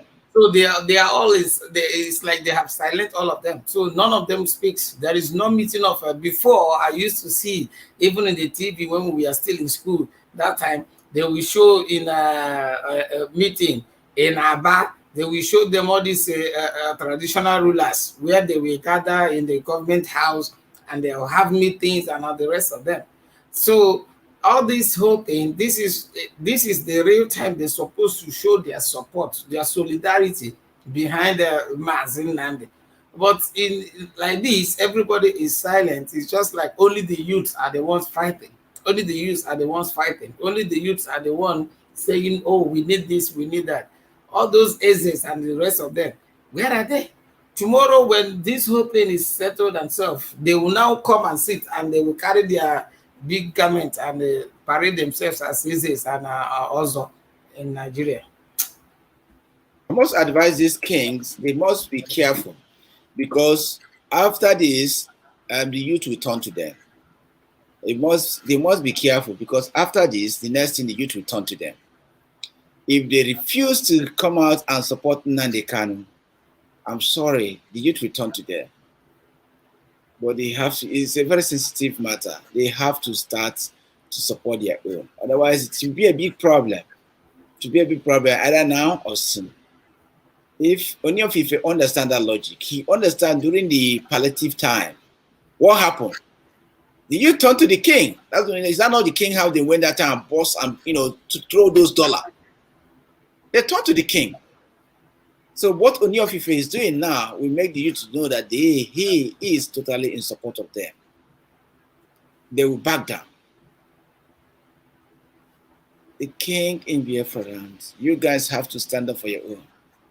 You guys have to stand and begin to speak because this guy is not fighting for his own.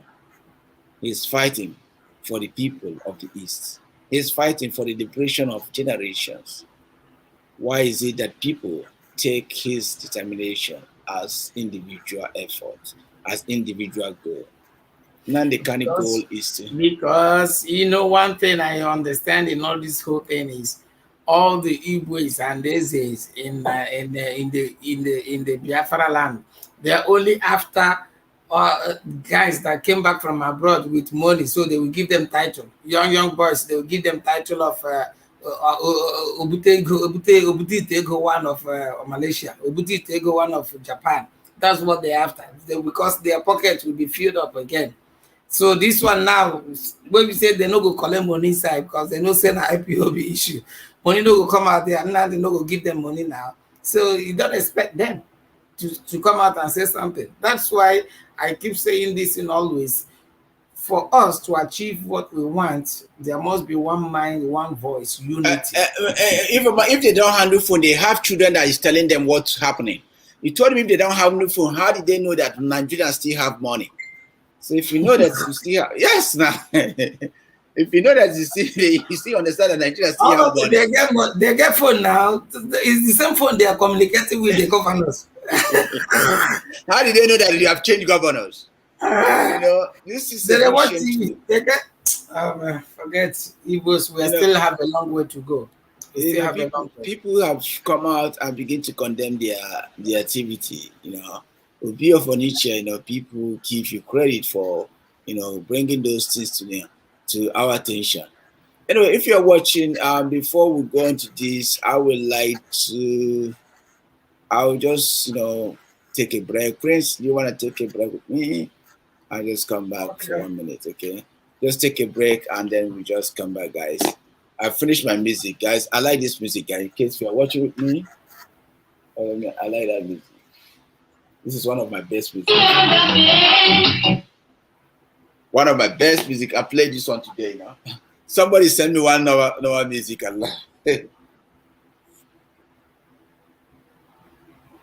Anyway, guys, if you're watching today, shout out to everyone. This music. I don't know, this girl, she's not singing. She's no longer singing. But I want her to sing, please. Okay, guys. There we go.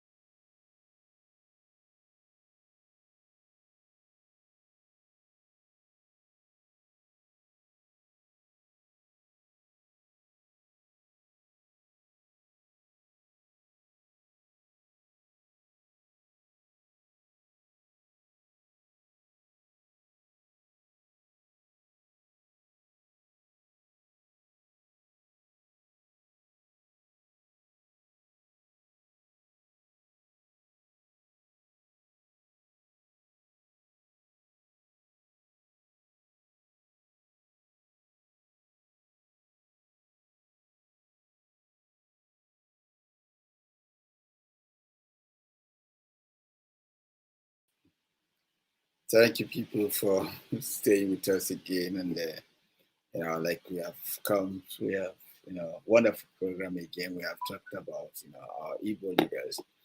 Why is it that the Igbo leader did not stand up for Nnamdi Kanu? As things are going this way, Yoruba leaders have taken stands to defend their own. Why is it that the Igbo leaders are staying far away? Only Obi of furniture. Somebody just says,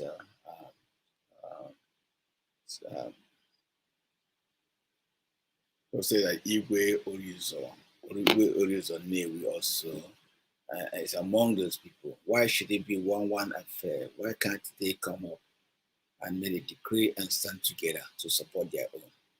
Is that not a very, it's a disappointing thing in a place like, Igbos that take pride with things. So if you're watching with us again, you also join us next week when we have our last week special. We'll look into all that affairs, and that's Wednesday. That's last Wednesday of the month. We have that special. So guys, here, people are saying that the obese have been bribed. The Igbos have been bribed. So now Igbos could you imagine royal fathers are now for sale, they have been bribed. As somebody said that the Igwe Obi of Onitsha is the only recognized title in Igbo land. Others are political. I don't blame you, but that's true. Not political Igbes. Not political Igwe. Not true. Who suspended? Not true. I need to stop this. My time is kind of like up by this thing. Alarm is telling me my time. Yeah. So all those political Igbos who they go change them for Igbo land. So they must go. Guys, before the program, we try to look onto Nigeria to see what is going on in Nigeria so far. You will see that Nigerians are actually calling on the United Nations to intervene in what is going on in that country. I'm sorry to say about, let's go back to this again. About 65% of Nigerians actually are calling for referendum.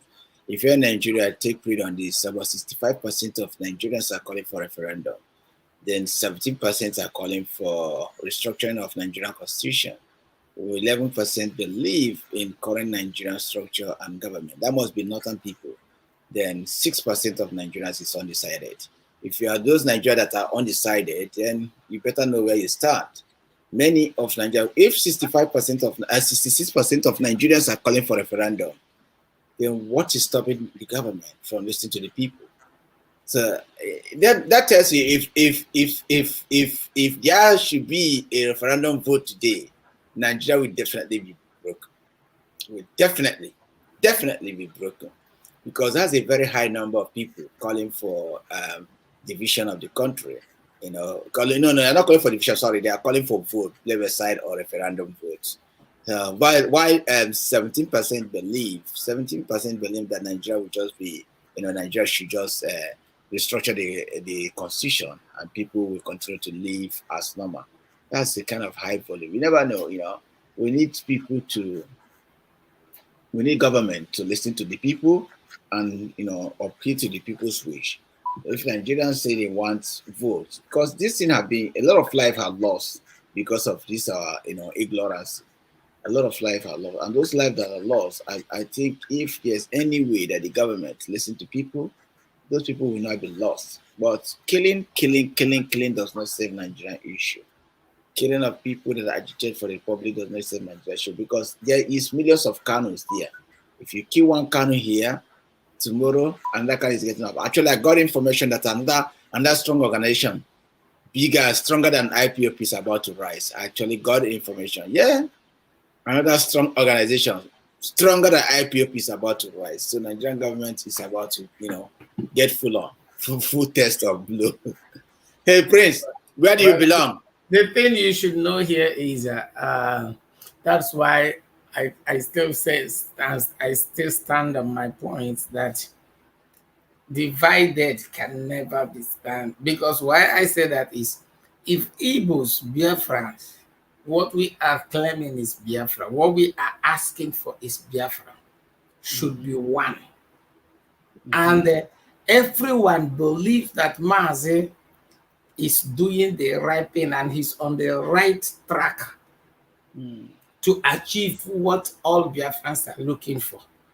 Why not those people who are trying to create their own, that force or that zeal that they have, that what do you call it, mission or whatever they have, passion they have, that they want to use it to create another force. Why don't they use that and channel it to Mazi Nnamdi's mission and vision, then hold it together and achieve the end?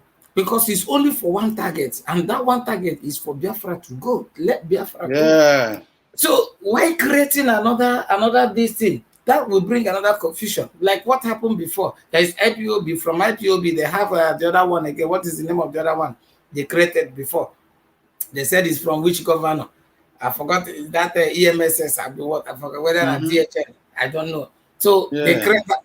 They create that one again.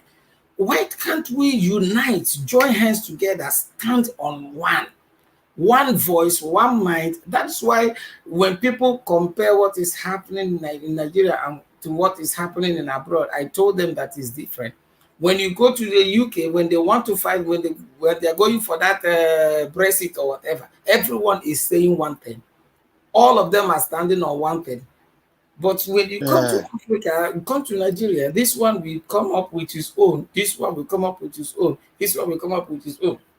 Like last time, Mazi, what's his name? This lawyer, Ejiofor, was saying that they were accusing Mazi that he jumped bail. He's now trying to explain why will someone that the federal government send people to kill in his own house, knowing fully well that he has a court case on social and social date, and before that date, there is an attempt to assassinate him. So he should stay there, stay put for them to kill him, or should he just make a move and leave the country?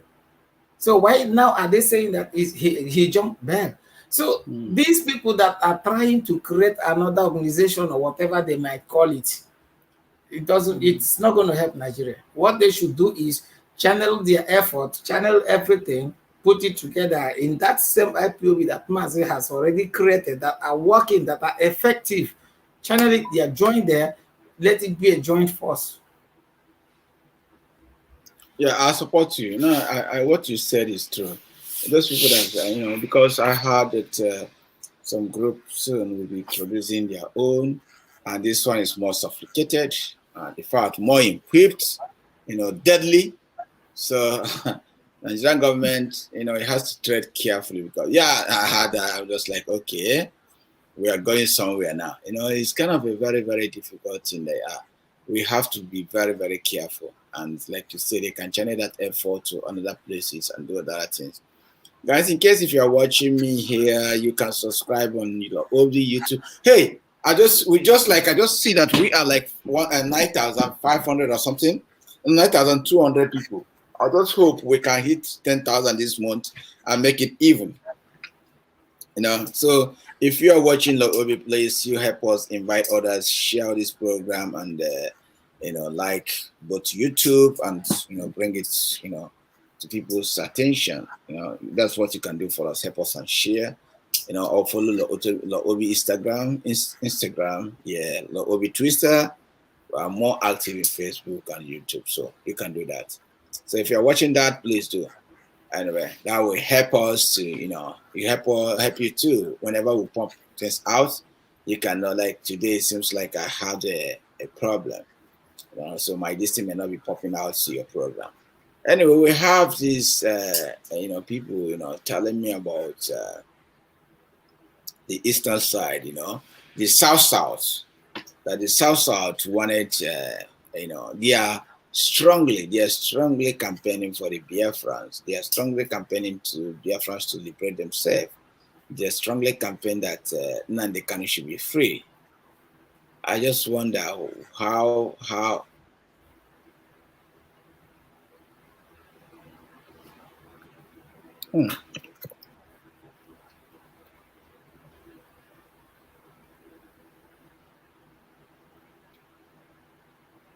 Oh, so I just yeah wondering, what how can that be possible? Because they are strongly campaigning and campaigning. We have chief diplomat here. They always say that if Joe is not part of Biafra, which I respect everybody's opinion. You may have, you may contradict that one.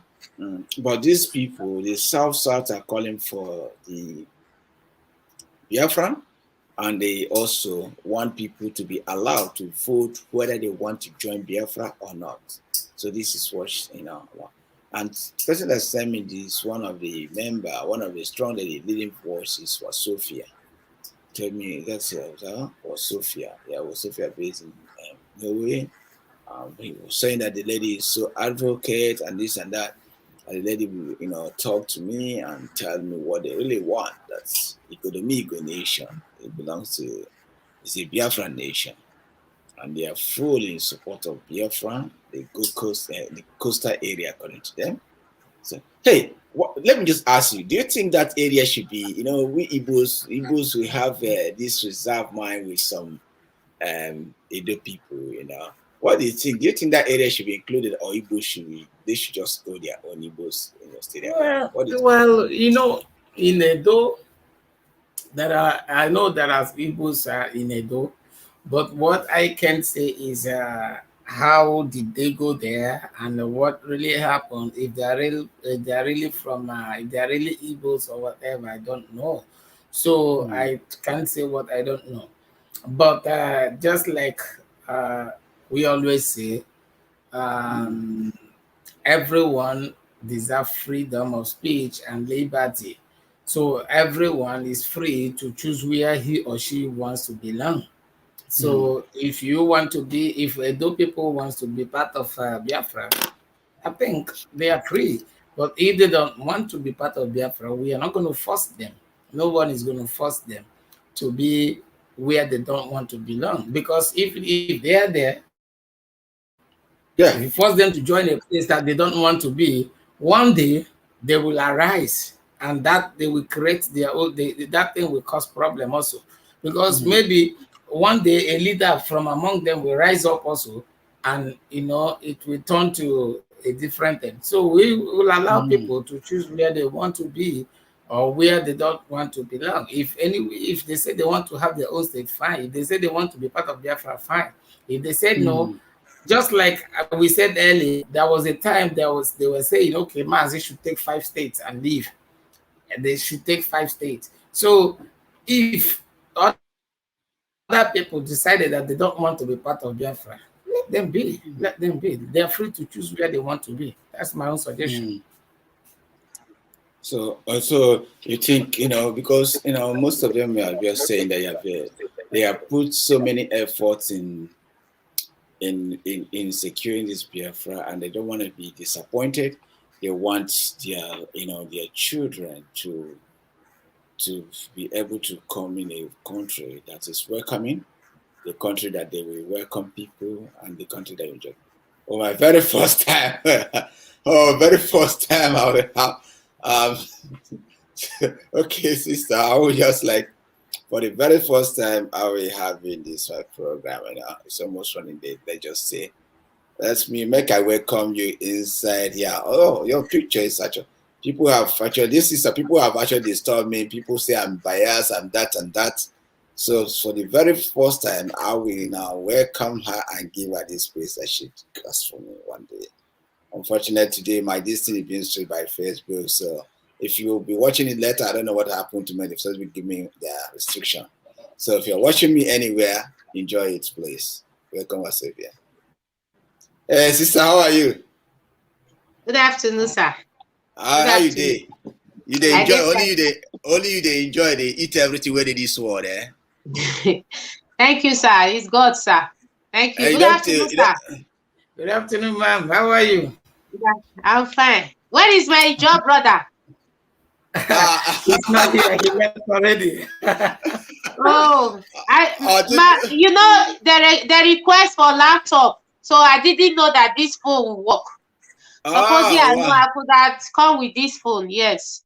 I'm sorry about that. You know, Yeah. we they hear the team say, I say, well, maybe I you are did not too know. busy. No problem. I did not know. No So, problem. where is my job brother? I'm here because of him. Yeah, job brother. I mean, we don't want fight to. So maybe I don't want to fight with him. I just like the guy, I just want to. Next Saturday he will be here. Don't worry, because he left already. He has appointment. Okay. So now, but anyway, we talk about this our brothers, coastal area. Before I ask, before we they here, and I'll just go through that Sunday Igboho as they lock Igboho. People come I know you are passionate Biafra member, so if you don't want, some people come they compare, say why Nnamdi Kanu, when they catch Nnamdi Kanu, nobody make noise. They could have not taken Nnamdi Kanu go Nigeria. Why say now they catch Sunday Igboho? Because of noise when they make Sunday Igboho, they don't take her anywhere. Why do we keep quiet? This guy just get into this problem. Why? I mean the betrayer. No. Sunday Igboho is different from our leader, Nnamdi Kanu, our able leader. He's a lovely leader anyway. It's different. Sunday Igboho case is different from our leader case. Our leader have been having issue with the federal government before he left Nigeria because he escaped for his life. They are shouting, he's bail, he jump bail. Supposing for God forbid bad thing, it's nowhere to be found today. With the Fulani come out or the federal government will come out and say the jump bail. No. So the case is different. Our leader case is different. Why are we keeping quiet is that our people in the leadership said we should do it in a legal way first before we will take action. So because they don't want anything to happen to the innocent people and they will come and be blaming IPOB. So I understand very well, but I understand those people that they want to do it in the legal way. And by the grace of God, we have a lot of lawyers that is standing for our leader. So, when it happened, I was a little bit nervous and so I was very afraid for him. So I was very, very bitter because the way it happened. Because when we talked the last time me and our leader talked, when I was telling him, please declare this Biafra, he said, no, I will be there.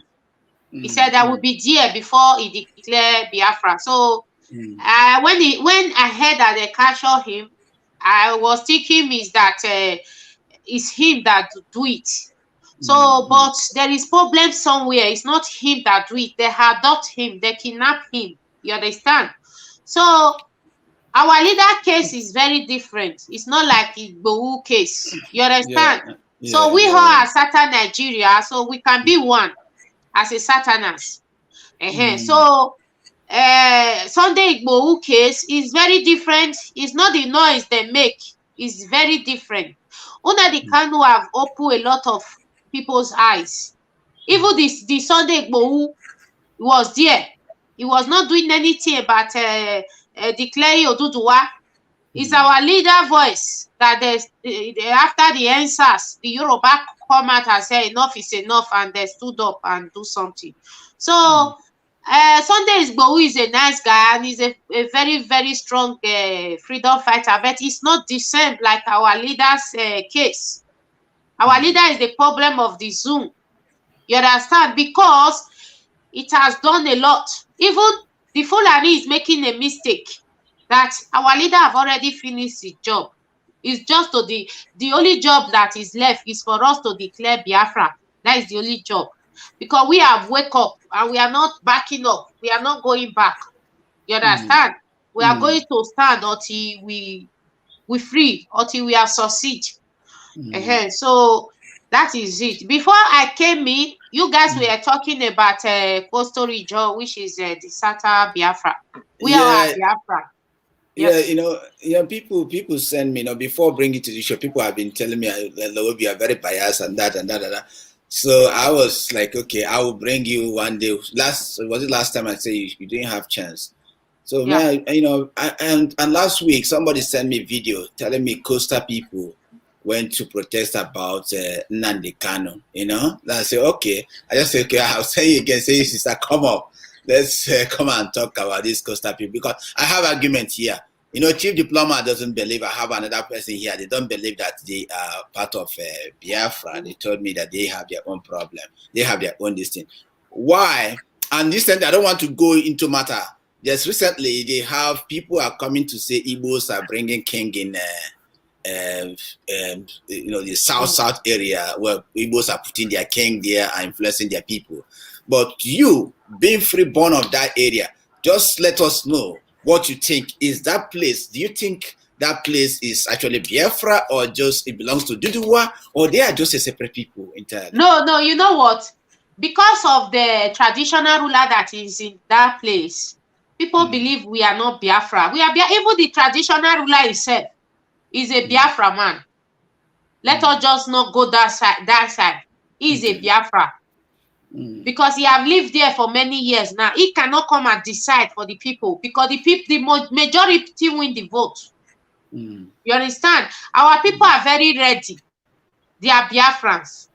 Yeah, I think they are so, very ready. Listen, the people you are asking, that is why I miss this our job brother. This our job brother is enjoying. He have a post in Nigeria. People like that, they will not want to be a Biafra because they are benefiting. You don't have those people. You have people that is suffering. These people that is very, very poor, low. They have low life. Go and ask that people if they are Biafra or not. If they will say yes or not. You understand? So just what we want to do, just like the Igbos, the rich Igbos doesn't want Biafra. Exactly, it's everywhere. Because they got their investment in Kaduna, they got their investment in Abuja. Exactly. The people that it doesn't matter, referendum will tell us who is Biafra or not. You understand? Our problem is the elite. They are our problem. The traditional ruler, the pastors, the politicians, they are our problem. That is what we are facing. Our problem is not who want to be a Biafra or not. Nobody is enjoying Nigeria. But what we want now, Oduduwa and Biafra coming together and breaking out of Nigeria, because these Fulani people, they will not let us go. So they will not let us do anything. You understand? People will think I hate Oduduwa. I don't hate them. I want them to wake up. Just as I'm giving my people very hard. That is how I do with everybody. You understand? The Southern Nigeria have to form their own country, because why? Only one person, which is Dangote, have been given the contract of 100 years. When the rich Igbo men are there looking at him, it's not good. We want competition so that our life will expand. We go more, the way the European people are doing it here. We want competition. That is what we are looking at. For example, now this our brother Obi Kubana, he says he's an exporter and importer. Use ship car to Nigeria or ship container. You go and see how much you will use to collect it from the wharf. You will even lose money.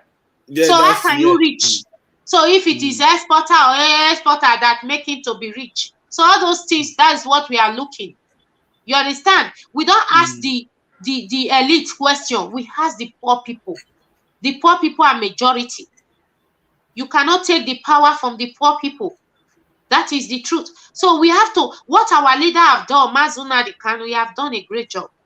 He made us to understand, look at what is the problem, He make us to reason by ourselves. That is why it's always pouring insult on us. Black people. People think it's wicked or it's not good. It's a good thing.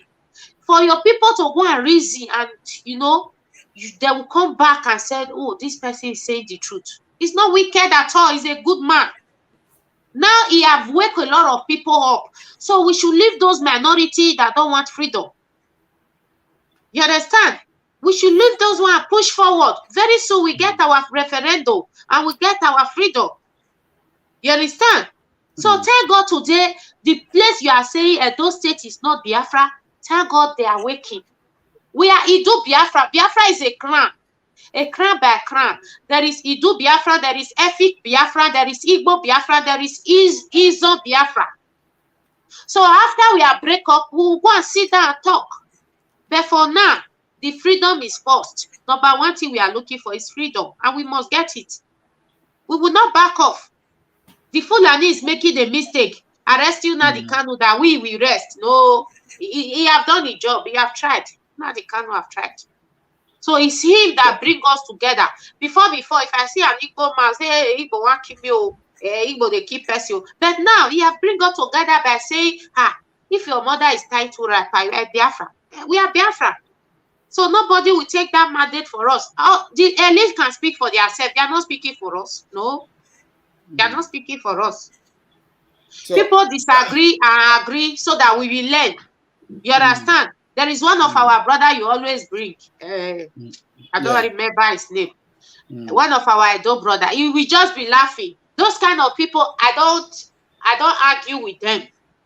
But me, I keep on pushing. There are good ones that will pick what I'm doing. They will pick it up and continue for where I stop. That is it. One thing that I appreciate, before when I talk to you, I look onto some of your listening. You say you want a country where even if children go back, they will also enjoy the same thing they enjoy in Europe.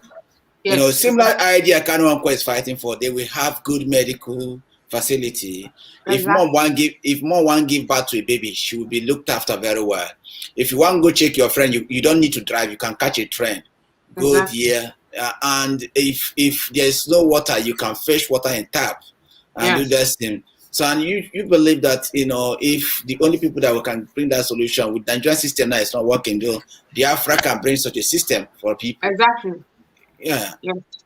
Exactly, because in Biafra, that is what we are building now. In IPOB now, we are quarreling ourselves. We are fighting. We have to fight. You understand? So that when we go to the new country, you can question your leader. Not the leader they give us. We cannot question them. You always bow down. You are saying leader. You cannot ask the question. That is what our leader have built. Question, he tell me, come and challenge me. I want challenge. You question your leader and you challenge him. It doesn't mean you did not respect him. That is the truth. You understand? In Europe today, I'm living in Norway. Norway today, when you are pregnant, when you want to have a baby, if you are not working, you will get almost 100,000 krona, which is 93. My friend get 93,000, almost 10,000 euro for you to get baby. So in the zoo, called Nigeria, they don't give us anything. They don't, even when you have a baby in the hospital, you will pay. Even if you have cesarean, you will pay. You understand? So we want everything to be changed. It cannot be changed in Nigeria. You know why? We are not the same.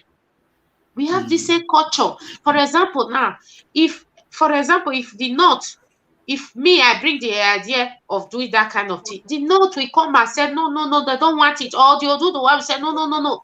There is many disagree. You understand? If we come on our own, no, the majority will move. The Northerners, they don't want Nigeria to change. Not only the Northerners, many people from the West as well. They like fraud. They benefit from the fraud. Even in the East, they don't want Nigeria to be changed. The system cannot be changed the way we want it. They respect too much traditional rulers. They respect pastors. They respect elders. All this elite. The respect is too much. The people are the one respecting them. It's not a dog. It's not an animal. It's us. But when we remove that respect from them, their head, they will go and think. Their head will be correct. But we cannot get that kind of what we are looking for. We can't get it without a revolution. It's the truth. We cannot get it. Anybody that said we'll get what we are looking for without revolution is just joking. We want revolution. So, Prince, what do you think? Prince, what do you think? Do you think that Mm. You know, before our sister came in, I said something before. I said something earlier, which is uh, first of all, just like what she said, before we start thinking about the benefits or what the people will stand to gain, you have to first of all think about that freedom. Because without freedom, there won't be any benefit. Without freedom, there won't be you won't achieve anything. Because it's only when you have freedom that is where you will now think of the things that you're supposed to have as your legal rights of a citizen of such country or such place. So if you don't have freedom, so all those things are still hanging. Then just like I agreed with her in that aspect, the point where she said uh, the rich are the ones benefiting. We all know that. And that is also one of the major reasons why almost average Nigeria or Igbos now, or average Biafrans, are running helter skelter abroad, trying so hard to make money, trying so hard to be something.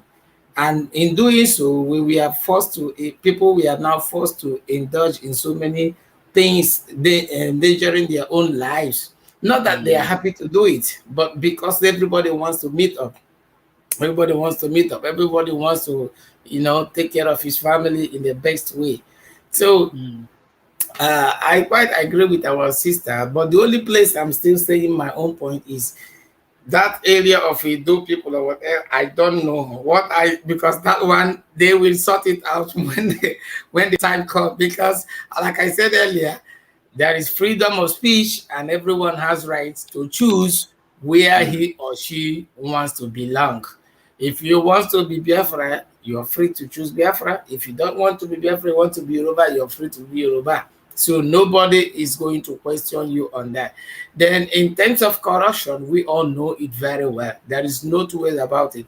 The height of corruption is on these our elites because they are benefiting a lot from the government. And that is why I always tell people that the problem of Nigeria is not that word, not that word Nigeria. Nigeria is just a word. The problem is the people. And who are those people? The people ruling us, the ruling people. Those people in charge, they are the ones that have the problem. Not that Buhari or whatever is not giving them allocations or Well, brother, and there's something somebody posed to me. They said all these army headquarters in North, everything in North. Just one again they just introduced. I'm trying to pull out those things. Everything's in North. When the political system is not set up, nothing you can do. Like she was saying here, she said only Dangote is giving monopoly to import everything. Even Igbo man imports something, go and ask him how much he cleared those schools. It's very expensive for him. Then how much will he sell it to the poor people? But Dangote has the monopoly to do whatever he wants to do. If you give that hand to any man, that particular spot, because I know a lot of Igbo importers. The only thing I can say is that because of the present hardship going on in Nigeria, whatever thing that you brought in, even right from here where we are, people are sending things. When you send things, we know how much you pay. We know how much they cost. In Vietnam, when you send your stuffs, even all the charges, it depends on the way they structure it. Because, for example, in Vietnam, you were in Vietnam, when you buy wares and everything, even your tax, everything is paid right there in Vietnam. You pay all there. So when your goods arrive in Nigeria, they will just call you and deliver it straight to your warehouse. You don't need to pay anything. Brother, listen. Yeah, go ahead. The founder of APs. The founder of APs came out recently and started crying. He said they put a lot of tax on him, Outside the government told him that he has free this thing, But still, they put this tax on this man that he has to pay that 500,000, which the tax is no longer there, almost 500,000 or 500 million. I don't know whatever he's saying. But the tax is not there. It doesn't matter. Our people can export it to Cotonou, and from Cotonou bring it in. Why can't you export to Nigeria? Do you know that people that are going to Dubai now, most of them go to Ghana, Togo, and catch flight. Why is it like that? Well, Anyway, sister, you bet. That's why I told you that most things that are happening is not because the flight is expensive, it's more expensive in Nigeria. No, it's not. The point is this: that country itself is already polluted. And for the fact that the country is already polluted, so we are being restricted of so many things that we're supposed to receive. For example, I always tell people, for example, Nigeria is being colonized by whatever called the British or what. We're supposed to go to UK free of free visa. We're supposed to go to UK free visa. Last week, about 2 days ago, UK, they gave what do you call that? They gave people free entrance to UK. The thing expired 12 midnight. People from Hong Kong and so many places, they travel to UK free without visa, free entrance. It expired 12 midnight. But not for Nigerians. So, but now tell me, Nigerians, that they are the ones they are the ones that colonize us. Then we cannot even go to UK. That's why I told you that UK is also one of the major problems of Nigeria. Whether people believe it or not, UK, they are the ones sitting on top of Nigeria. They are the one pressing Nigeria, and they are the one causing the whole problem in Nigeria. Anyway, sister, what do you think? What do you think is our problem? Yes, our problem is ourselves. Exactly. Yes, our problem is ourselves. The UK, when we said UK, no, you cannot take our gold, or you cannot take our oil. When we agree, because we have already know that they have sold our forefather for slavery. Most especially where I came from, in Edo State. They sold our forefather, and I know how they sold them. The artifact they want to return now is the artifact they used to sold our forefather through slavery at that time. We are our problem, because we know that these people have enslaved our forefather. But when people like Nnamdi Kanu rise up and said, come, let's free, you see people jumping up and down, castigating him, wanted to kill him, and if they want to kill him, people will be happy. EO is too much. EO is too much. You want to break the cool country. You want to break the country. You are talking about air peace. Air peace have not seen anything. Then you know, Igbo people, Igbo men, Igbo businessmen, that we see here. We are going to have our house. I'm coming. Okay. Igbo people have not seen anything. They are going to see here in the hands of these British people and these Fulani people, this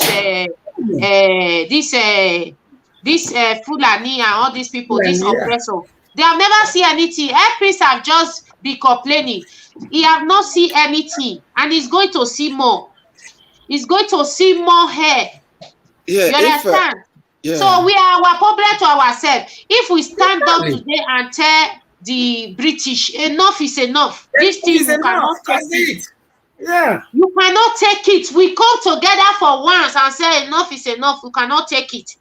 They cannot, because in a British country, the children there, they are going to, all of them are going to school. No one is at home, and they are receiving money, receiving salary. There is a good hospital, good everything. So why is our own different? Because some people want to enjoy. They want to make other people to poor. They want to make other people to come and be worshiping them. That is the reason why we are where we are and who we are. We are our problem. Forget the British. British not their problem. Yeah, we are our problem. To add to what our sister is saying here, check all of these governors and senators. They have mansions in UK. They have mansions in British. Their kids are studying abroad. All their kids are studying abroad, and they are living their best life with all our money. They have transport them. All our money, the money that have been stored in the banks in UK. Did they even call them and said, okay, all this money that belongs to Nigeria should return back? They don't say it. Okay. So is that not why Nnamdi Kanu come out and say that like, you know, Sophia says that it's the same thing, you know, you guys are saying that the same thing they are enjoying in Europe, you want your people to enjoy it in Africa. Exactly. Why can't they enjoy it in Africa? You know? Like, I've got some of our people, like the rich ones, we have a program here that, some of the Igbo rich men, they refuse to support Biafra. Like, if you listen to Bui Kubana, he didn't even mention anything to do with Biafra. He keep praising Nigeria. So, like, when Epis went to South Africa, no, that's true. When Epis went to South Africa, he picked up Nigerian bill. Why can't they give him the same privilege to do those things he wants to do for Nigeria? They are charging him. Epis is not shouting, the way they are treating him. Sister, you said he never see anything. He will still shout more. Because nobody is perfect in this life. Nnamdi Kanu come out and said he have explained to them. He have been shouting for many years and said, "Come, these people are cheating us." So nobody is perfect. The guy I have tried. You're like, nobody is 100% perfect. Okay, so people are still saying, I like what he's doing, but the idea, this, you can come and say your own. You can come, my brother. Let's still do it like this. It will still take from you. I learn from you, you learn from me. It will take. Not you will just tell him today, we do it. No. You come and say, this my brother, he said the truth. Then let us free first. Then we'll come and go and find, I will come and go and do my leadership. No, our people, everybody want to be leader. They are fighting for money. They want to make money. No. And they forget that this money they want to make, nobody is taking it to heaven. So we are the problem. That is what I see in this issue. We are the problem. We are our problem. I watched this, there's one comedy I watched this morning where one guy was talking about this Obi Kubana stuff. He said, what that guy was saying is that what happened in Oba recently, if all Igbos could channel such support to Nnamdi Kanu, that Biafra by now is working. Yes. But look at how people threw in, and look at how money is flying here and there, flying everywhere. Okay. Sir, sorry to cut you short. You said, I was doing live video today and I was warning one of our brother. He should not say it again that Isasat is the problem of this freedom. No. It's the Igbo people are the problem. I'm saying it. I don't hide it. Yes. You know, here and now. That's what I said this something. Igbo people is the problem of this freedom. I wish our leader get Biafra. We don't have voice to say we are not Biafra. Igbo people is the problem of Biafra. They should not be saying South. Okay. If Igbo people could have, because they are our brother. It's just like that. They are our senior brother that is leading everybody. If they support our leader and get Biafra, who are we? Who are we to deny him that we are not his brother? Who are we? They should not say South all the time. South. No, it's not we. The problem we have is the Igbo people. I keep on saying it. I don't hate them. It's the Igbo people. It's the Igbo people. Igbo people are very rich. That they can back Nnamdi Kanu and deal with all these Fulani. How many they be? We can also join them. When we see the compression, our people don't have a voice that to join them. They are the problem of the struggle. You understand? They should not be calling and telling us it's Sasa. No, I disagree. No, I disagree about that one. Igbo people is our problem. Look at who know that we have people like Obi Kubana in Igbo land, in Oba, in Anambra. Do you know that Anambra people come from Idu, from Edo State? Who think? I did not even know him before. If not this barrier, I don't even know they have people like that in Anambra. So they are a problem. People say that the government is going to. China said that government should return their money. Okay, could you imagine? Oh yes. Well, no. What you are saying makes sense. If these people should organize themselves, like brother, what you are saying before, you say if these people should organize themselves, and then the Biafra will come. Why can't they put things together? Look at how much money these guys are wasting. How much money they're throwing. The investment they have outside. What if they bring it in Igbo land? Do you think Igbo land will not stay?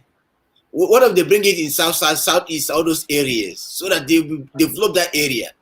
I grew up in the north. I live in the north most of my life. when you look at that area, you see how those places structured. You see how their road is going. Man, you will thank them. You will thank them so much. You thank the North. You know that North is doing well.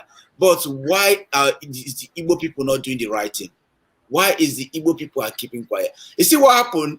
Before you come to this program, we are talking about Sunday Igboho. Do you know that Oni of Ife, someone, called all the kings, that they should come together and they see how they will back this guy up? Then do you know that the Igbo kings, none of them have stood up for Nnamdi Kanu? Only Oba, Obi of Onitsha. Only Obi, yeah? Obi of Onitsha. Yeah, only Obi of Onitsha stood up that he's going to Abuja. Why? So why Even is it like that? The Igbo leader said they should kill enemy there, or they should leave him there not to come back, or they should kill. Listen here, we want to make it clear with that from South. Anything happen to Nnamdi Kanu, Igbo people will be pursued from our land. We are saying it, we are not hiding it. We are going to pursue them, innocent one or body innocent one or anything. We are going to drive them away. It's the truth. It's the truth. We are going to turn around and don't drive them away. You understand? When we may drive them away, not only in those states, we are in all the Osasat, though we will send their party. It's the truth. We have the power to do it. We will cause confusion. So they should just allow this thing to work well. They will just release him. Very, very peaceful, and he will just come out peacefully. And they will now start judging the case. If we want to do a referendum, we'll do a referendum. Say, Igbo leader said they should kill him there. Even the Igbo leader, we will start killing them. We kill them. We are saying it on the air. Yeah, they should just pray, nothing happen. Everything will just go fine, smoothly, and everything will just go well. Because he have not committed any offense. No. He said, let my people go. Let us be free. That is not offense at all. The kid, 28 men, his mother, his father. So Fulani are be killing. Nobody is arresting Fulani. Everybody is moving well. You understand? So I disagree about Oni of Ife is a criminal. It's not, I disagree. They don't compare Sunday Igboho and our leader. Sunday Igboho is a freedom fighter, I agree. It's not the same with Nnamdi Kanu. It's not the same. I disagree with that. It's not the same. They are looking for Nnamdi Kanu because what Nnamdi Kanu carry what nobody has. You don't understand. Actually, somebody was telling me today. Somebody was telling me today that when you listen to Nnamdi Kanu prayer, if I thought that guy is a pastor, that do you know the kind of offering this guy will be collecting in the church? Okay. Go on. Do you know that? Do you know Nnamdi Kanu make us, we that come from Edo State? Many things we know today. It's Nnamdi Kanu that come out and we were shouting, the secret and everything we are coming out. You understand? They hide out for even our father. They hide it from them. So they are not the same people. They are different, but they are freedom fighter. I love Sunday Igboho. He's a great guy. I love, but they are not the same at all. So everything lies on the hands of the Igbo people. We are backing our leader. We are with him 100%. We know what we are going to do. If anything did not work well. But the Igbo people, most especially, is what we are hoping on. Our leader has to come out there very, very fast and quick. Because there is a saying in my language, if your house did not kill you outside us, they cannot do you anything. It's the truth. And that provides true. You understand? So this one, all the governors, they are planning together, kill him, don't let him come back. Then we have calamity upon calamity. We will start driving the Igbo people back to the east. You know, when we send the ones in our land, all the old South, the ones there, plus the ones in Lagos, send their packet to the east, the one can be killing all the governors. They will cause big calamity. They should just leave it. let us judge the case peacefully. If not, everywhere will spoil. Is the truth. That is the truth. Anyway, guys, we are still watching this program. We still have like 30 minutes to go. We are right here today with Sophia and our brother here, just now feeling what is going on around the area and Gold Coast. Before I bring Sophia to this program, somebody sent me a message about their protest, the coastal area protest about Nnamdi Kanu and wanting Nnamdi Kanu freedom, and also emphasize that people should not stop. People should stop calling South on matters that Igbos need to bring themselves out and lead as they are leading, and they will always give them their support. But some of Igbos are very, very, very, very curious about South. What happened last time, and that South betrayed, a little part of South betrayed them. Recently, anyway, the guy sent me video too. If you are watching here, I think this guy is in Canada. He sent me video too. He's telling me that a lot of things are going on in the South.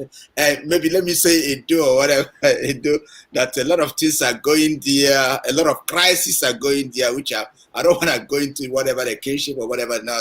But a lot of things are going in there, and I say that people need to be liberated. They need Biafrans. What is it Biafra for?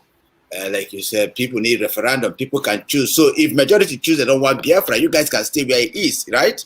If majority say they want Biafra, then why not? Why are you stopping majority? And you are telling me, Sophia is saying that you shouldn't be asking the rich man, like you're asking the rich Igbos. You're asking somebody like Orange Drug. You're also something like E-Money if you want Biafra. You're asking somebody like Obi Kubana if you want Biafra. They will tell you no. Because all these guys are, you're asking somebody like P Square. Is that P Square? If you want Biafra. All these guys, they will tell you no, they don't want it. Because they are benefiting from those systems. But if you ask people, normal people, do you want Biafra? Like this in Australia here, if you're not working, you can still eat 3 square meal. It's hard for me to know who is poor and who is rich. Because you can actually see a rich man driving, walking on the road comfortably. If you push him, they will tell you how much this guy make. But in Africa, it's easy for you to point that, hey, this guy is rich, this guy is poor. Why is it like that? Why is it like that? Anyway, I don't know how it can go. But do you think that the election, do you think there's any way Nigeria can stand again? Do you think that we can do restructuring or something? So, Sophia? Sir, I don't think so. The only what will happen, Satanists should go on their own way. There will be big problem or there will be big commotion if they don't allow Satanists to go on their own way. There will be war. I've dreamed about it many days now. That I told my friend, I said, I'm sensing war. So there will be a big problem. Our people need to work well. You understand? Because Nigeria is not working. That is the problem we have. It's not working. If it's working, we will not even listen to Nnamdi Kanu self. We will not even listen to Sunday Igboho. Or we will not even listen to Samuel Ekpa. It's the truth. It's not working. And you and me know that Nigeria is not working. It's only the rich that benefit today now. The high fish of today is 1,000 naira or it's more than. Okay, who does he have 1,000 naira? He cannot eat. And he have 4 children or 5 children. How will they live? There are many things that go wrong. We cannot talk. Now, they said if you use WhatsApp, they put law 5 years. Or if you, they would be telling you what you will be posting. They want to cage our people, and it's not good. The problem with still boss. Nigeria cannot stay again because our med is not there. It's only the rich that is trying to couple Nigeria that everything is fine, and the majority is the poor. One day they will still rise up like NSAS. They will still people will feel that these people they will not. No, the fight will burst. Look at what is happening in our area now. Do you know how many cups I receive every day? The people want to this artifact that they want to bring now. Artifact, I don't know what they want to bring. Do you know the commission they want to cost? Do you know how many people that is they are boiling? that they have been frauding them, they have been collecting their money, they have been eating their wealth, you know. You think we have small platform? People look at us. So that is what Nigeria government is going to close now, so that they don't listen. Our people have been hearing our voice since 4 years, 5 years now, where I thought they shout now. Our people are hearing. Nnamdi Kanu have been shouting for 9, 10 years ago. They are listening, they are putting it on there. I want everything will burst. Everywhere will scatter. You see it. Go and mark it. They cannot, see, people are suffering. They cannot live like this. They are just lying to themselves. If they want to pretend, they are lying. In Edo State now, they said all our graduates that don't have a job, now they are now started offering them, come and work 150,000 or come and work 120,000. Before, is it not 30,000 they are paying salary? Why are they begging them now to come and apply for a job? Come and take a job, 120, 150. Because they know that they will bust one day. They know. That is why they want to engage them, fix them up. These people, you don't know the government, they have sense. You don't know. They have sense more than anybody. They think now they're easy. They know that they are cheating us. Their children, they are in abroad. They are cheating other people. We have resources. And we are everywhere, scattering everywhere. Our people, our girls are doing all sorts of rubbish. Our boys, the same thing. Do you think the people, they don't think? They think now. They think this is not the matter of the elite. That is why I missed that our job brother. I want to talk to him because he come from OD. I wanted to show him one video. One of his brother that want to marry to a cripple. Just 500,000. Person that have all year. What? Is it this one? If not, I could have shown you. I will send it to you. You play it later and see it. Somebody that come for where all year is. He said he want to marry a cripple if they can take care of him. A big girl because of money. So we know what we are doing. Yeah, that one day our people will bust. You see, everywhere will scatter. You see. They can't hold it to this government, they cannot. And the one that is coming will be worse than ESAS. Go and mark it somewhere. Our people are angry. Mostly in that place where we come from. Too much all year.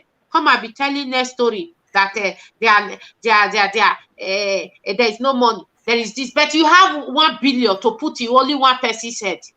Who is frauding who? Who is the criminal here? Thank you, sir. Contribution. Well, the thing is this. I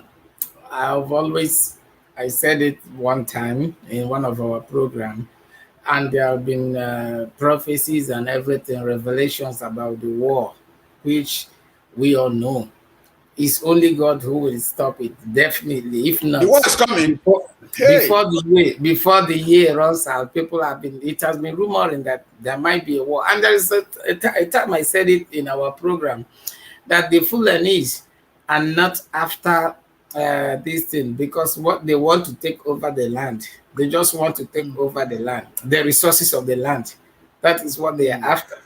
Because they know that the resources is what made Nigeria what Nigeria is. So now coming to that area, our sister was saying, of course, we all know that in every country in the whole world, there must be rich and there must be poor. Everyone cannot be equal. It's normal. Everybody cannot be equal. Even in the Western world where we are today, a lot of them, we have people rich, poor, but still yet the rich will always manipulate. They will always make their way because they have their ways. So now coming to, let's say, the issue of people, they are calling people now to get work. Election is coming. If you really study Nigeria very well, election is coming. During the time of election, things will start changing because this is where they know that youth now don't depend on the promises anymore. So what they will do is just to make sure they offer them something that will make their mind, change their mind to make them vote for them, put them again in power. And when they are there in power, you will see that all the rest of the promises will be waived. Nobody will attempt to read anymore. So this is politicians. This is their mindset. This is their way. This is their way. So what we all need is just only that same grace. That's all what we need. And like our sister said, join hands together. My point in everything is where there is no unity, where the mind is not one, it will be difficult to achieve what you want to achieve. We cannot achieve what we are aspiring for unless we are united. I always say that. But when you say it, some people will tell you we are united. Thank God that at least today it comes out again from our sister's mouth that the problem of the whole this thing is still Igbos. I said it before. The people want to kill me. You were there. They want to stone me. There are some people are calling me different names because I said the truth. I said the truth. So thank God that our sister today has already confirmed it also. This is the real problem, what is holding us down. And we fail to identify it. Rather, our mindset is only on Buhari. Buhari has his own mistake. Yes, of course, we know that. Restructuring Nigeria is not going to be easy. Just like our sister said, it's not going to be, and Nigeria can never be the same again unless all these old what do you call it? All these oldies that are ruling Nigerians, or maybe unless they are being wiped out. This is something that happened to Ghana. That was, if you remember, that's what happened in Ghana, and then Ghana got some changes. So unless something like that happened, that is where you will see Nigeria restructure. But if not, no way, no way. So, and like our people are calling, if we will be able to have the referendum, do it, and it works perfectly, then we will know where we stand. But if not, at this particular moment there is problem. There is really fire in Nigeria. There is big problem. Anyway, guys, we are just running most time. We have, I think, more 15 minutes to go. Then we can cut off to this weekend show. As you guys know, we are here with Sophia and other people discussing things that concern Sego.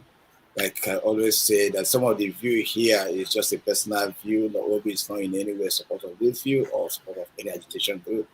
We're just here just to air people's opinions, and I hope people's opinion will not be offensive to you too. If in any way that you find that whatever that is in here is affecting you or you have any issue, please, you can always contact Lawube for more clarification, or you can seek counsel. Sister, let's just continue. As we were saying this now. Yes, sir, I want to respond to our brother what he just said. He said if we kill all the leaders like the Ghana, how can you do it? You cannot. Nigeria, we cannot. Even if you do it and Nigeria continue, the blood is still there. Their people are still coming to oppress you. The main thing now. Let me clear you. What I meant is this. What I meant, I'm not saying that we must be, we're just using phrases, not just that we will just kill them. What I mean is that it's just to change the whole this thing. Let the youth take over. Let the youth. Let me say one thing. If that's okay. Do you know the problem of Nigeria today? Exactly what we said now. That's the problem of Nigeria, because Zibo, the leader is the problem. Zibo. Is that Zibo? Kaduna Zibo. That's the same idea he has, to kill those leaders so that Nigeria can be the same. Now, what happened? Northern has turned it to be Igbo. They say that it's Igbo thing, So if you do that, if you kill among the leaders, how many Igbo leaders have been president here? Maybe only one. Now Ezekwe is no longer alive.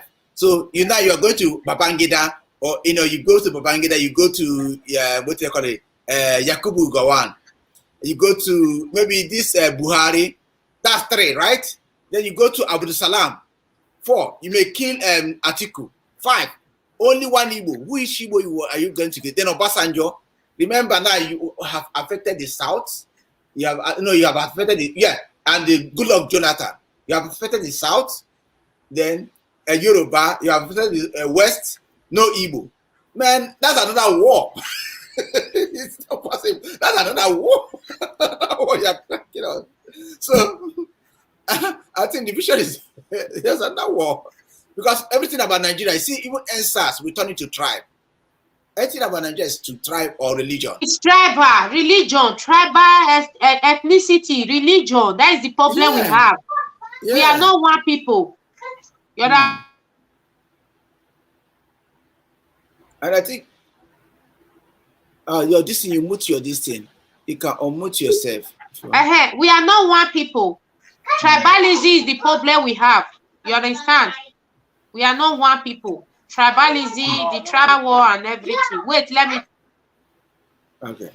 So yeah, now you see what we are saying here today is that the issue of Nigeria is too complicated. Everything is turned to tribe. But to me personally, I think if the country should divide, they can build on international relationship. They can build on trade partner. So that in this way, the North, if they want Islam, they can control their country to be Islamic North, very strong Islam. If the South wants Muslim and Christian, they can control that thing to be strong too. If the East wants the same thing, they can control. Then they can trade in oil. If you don't have money, I don't sell you. Or maybe if I sell to European $1, I can sell to you 50 cents. That oil, I want to tell you, that oil, if you want to sell that oil, which estate is going to take the oil? That's another big problem. This is also one of the major problems that you see. All these Fulani or whatever, Buhari and all the rest of them don't want to let go. Because we talk about oil now in Nigeria. If they divide this thing, the oil automatically will go to the Biafra, right? Automatically the oil will go to the Biafra. So, and this is one of the key sources or key this thing for that country called Nigeria.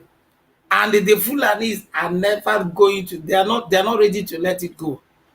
And that's why I said that thing earlier, that what the Fulanis are fighting for is the resources of Nigeria. That is what they want to lay hold of. They want to lay hold of that resources. Because they succeeded. They succeeded. 100%. They succeeded. Yeah, they are succeeded. Yeah, they are succeeded. Not that they want to lay hands. They are succeeded. They are succeeded getting the resources, but now they want to wipe the aboriginal, that is the people that owns the land. Exactly. Either they want to make them to be a slave or they want to wipe them away. That is their mission now. That is the point. That is the mission. They are succeeded getting the resources. Yeah. Oh, we're in trouble. We're in trouble. Every part of there is big trouble, but people are not seeing it that way. They're only thinking, a lot of people are only thinking, their mindset is, Nnamdi, why Nnamdi is like this? Why Nnamdi said that? The real problem, they're not even pictured. They have not yet pictured the real problem. They don't know what is Nigeria is doomed. A lot of things are, in fact, people are not seeing the problem. They have already succeeded collecting what we have. They are in charge. We are not in charge. They are in charge. How did they get to in charge? They bring their people and place it in our land. All of them, they will say they are traditional or they are one elder of one elder. Then they have succeeded collecting the thing. When you want to talk, they will kill you. Every state in Nigeria right now, especially in the east, there is no state. Fulani is all over the place. Exactly. Remember I told you I was in Nigeria last. They have succeeded placing their people there. So they have succeeded. All the whole states in Nigeria, Fulani are all over the place. They have succeeded putting their people in everywhere. So they are in charge of the resources. What they want to do now, mostly the Igbos, which is when we meet the Igbos, mostly our leader now, the IPOB. They will not allow it. So what they want to do now, slowly by slowly, they want to kill the indigenous people, the one that will succumb to their fraud. They will leave those who want to be their slave. That is what they are doing. You understand? Like Hope Uzodinma. I heard that Hope Uzodinma cabinet is full of the Northerners now. Exactly. That is it. So what we are trying to do now, our people supposed to, it doesn't mean if you are IPOB, if you are not, we have to get it right by coming together and take what belongs to us. Very simple. Same thing I said, unity. Very, very simple. This is not the time to argue. We have to come together and take what belongs to us. Please, sir, if you can bring me in on Saturday next week, Please, I want to be here when our job brother, when he's here, I want to be here. I want to talk to him. It's true. I like him. I want to talk to him. You know, he's my brother. He's my job brother. So we want to talk, and you know, we disagree and agree. Don't worry, That's I will right. not insult anybody. You know, if I call you sometimes, I'm very angry. I insult you. Don't worry. I will caution my words and I will not insult anybody. I want to talk to that our brother. It's very necessary for me. Because what we want to do now is for us to come together and do something. You understand? What our leader, Nnamdi Kanu, is fighting for is not for only him. It's not for only him and his family. He's been shouting. Do you think, as our leader is there now, do you think they are not offering him money to shut up? Do you think so? To leave this stronghold, do you think? They are doing it. Okay. Imagine someone who is like from, I rightly heard from his legal attorney, Mr. Joffo, last time. Someone who is seriously he's seriously ill, he have health situation, and they don't even want to allow him to take to have what they call the treatment. Yeah. You know, they are subjecting him that what just like our sister said, what this thing is just they just want to know kill him before his hearing day. So we don't know. Even the man was pleading, even that man himself also, he pleaded on the social media that the whole world should please hear his voice because his own life is at risk. They are threatening him in so many ways. So for you to know the level of what is going on. Anyway, guys, our time is like, you know, we have like 6 minutes to go. So I will thank you guys for joining in and pushing in tonight's shows. Like, we have this one thing to say that our people have to come together. You know, like before you come here, somebody sent me this, which I don't want to be part of division in any organization. Somebody told me that a very strong organization will be coming up soon that will be more stronger than the current IPOP you guys have. So that's what Prince said. That Prince was telling me, if they have such an organization, why can't they unite with IPOP and make IPOP more stronger? So somebody was telling me that a force is coming, which is bigger than IPOP, that Nigeria will hear trouble soon. So I don't want to go into that matter, but I think if you guys have unity, like you said, you know, IPOP had a problem these days. I don't want to go into their problem. They have, you know, who is controlling the financial, and this, you know, what is the guy's name? Simon.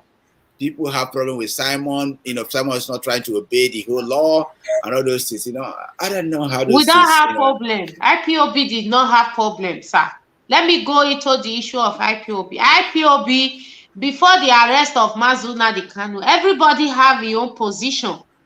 You cannot do my own position. I cannot do yours. Everybody has your position. We don't have any problem. Those people that try to put propaganda in social media, they are not with us. Yes, they are not with us. Samuel Ekpa, he have a big platform. As I said it the last time, he have his own platform. And if it's our leader that tells Samuel Ekpa, go and talk in Radio Biafra, of course, it's not our leader. It's not him. So I am very sure it's not him. People that have problem IPOB, they are just few. It's not us. Our own is that we are fighting the leadership to go and release our leader, to do something, for them not to quiet, to make it to be released. That is our own problem here. If it's how dear, the thing will continue. We don't have any problem in IPOB. No problem at all. Everybody have your own position. You have your own, you do your own position. Don't come and do my own. I have my own position. You understand? So nobody have a problem with IPOB. Yes, what am I doing? We need to go. Okay, guys.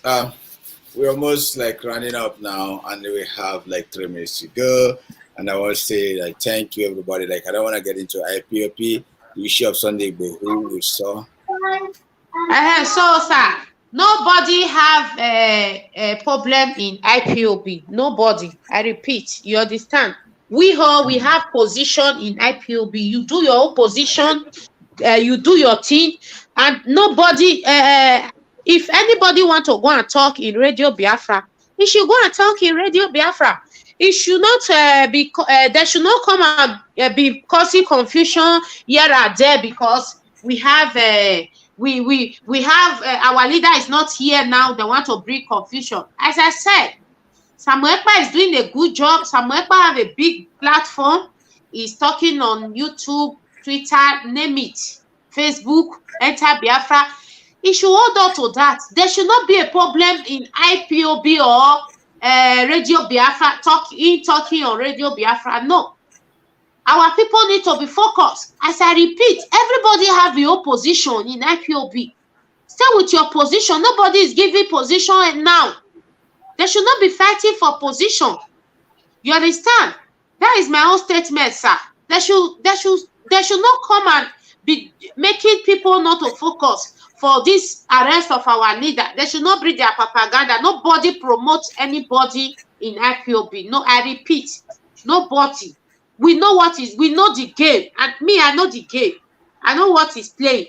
So they should not come and put problem in any telling us that IPOB, they have problem. No problem in IPOB. Oh. No problem. I repeat, no problem. All those people that is dragging for position, dragging for money, they should go and be dragging for money and position. We don't have problem in IPOB at all. At all. That's my own opinion about that one.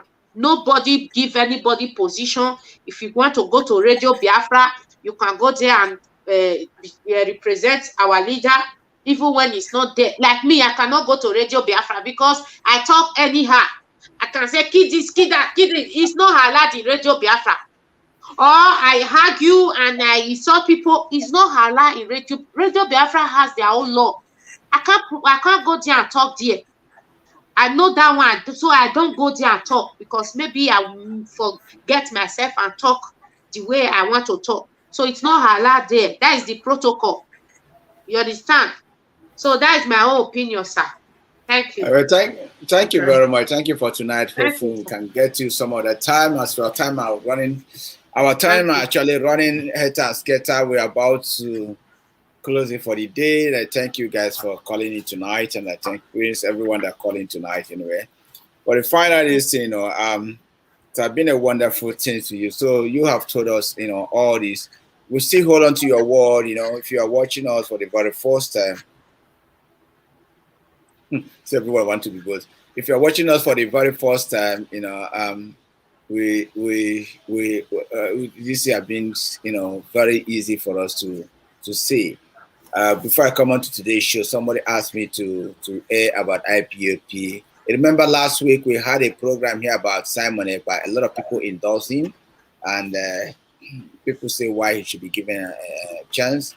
But people again say that when you are coming over there, you have to follow the laws and procedure that have been laid there before you even be appointed to be a leader there. I watched Simon Ekpa also produce a list by BBC. BBC, tried to interview him to ask him what is going on under IPOP.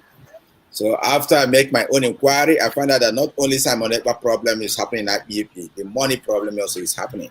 But anyway, I don't want to go into there. You told me that there's no problem in IPOP, that you guys are all one. Everybody's maintaining their position. We hope so. This is a critical time that you guys have to stand for Nnamdi Kanu and make sure that guy is here. Shouldn't be suffering for people, and people are fighting outside. I don't think so. Exactly. So they are just fighting for position. They are fighting for money and position. Our people. Everybody want position. Everybody want money. People, all of us, we love money, but there is something that is bigger than money that we are not seeing now.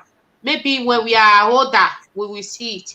So everything is not money. Everybody is fighting for money here and there. I want to change the account. I want to do this. I want to do that. Yeah. I am the next. No. We don't want that in IPOB. Everybody have position. Continue with your position. The leader is not around. He's not the leader that tell Samuel Ekpa. It's not everything I will tell you. If not the leader that tells Samuel Ekpa to go and talk in Radio Biafra, of course they know that I know it. It's not our leader now. When did he write it? When did he say it? Is he in the custody or before they arrest him in Kenya? When? Samuel Ekpa have a big platform. They should not distract Samuel Ekpa. They should allow him to focus. To focus and do his job very well. A lot of people are talking IPOB.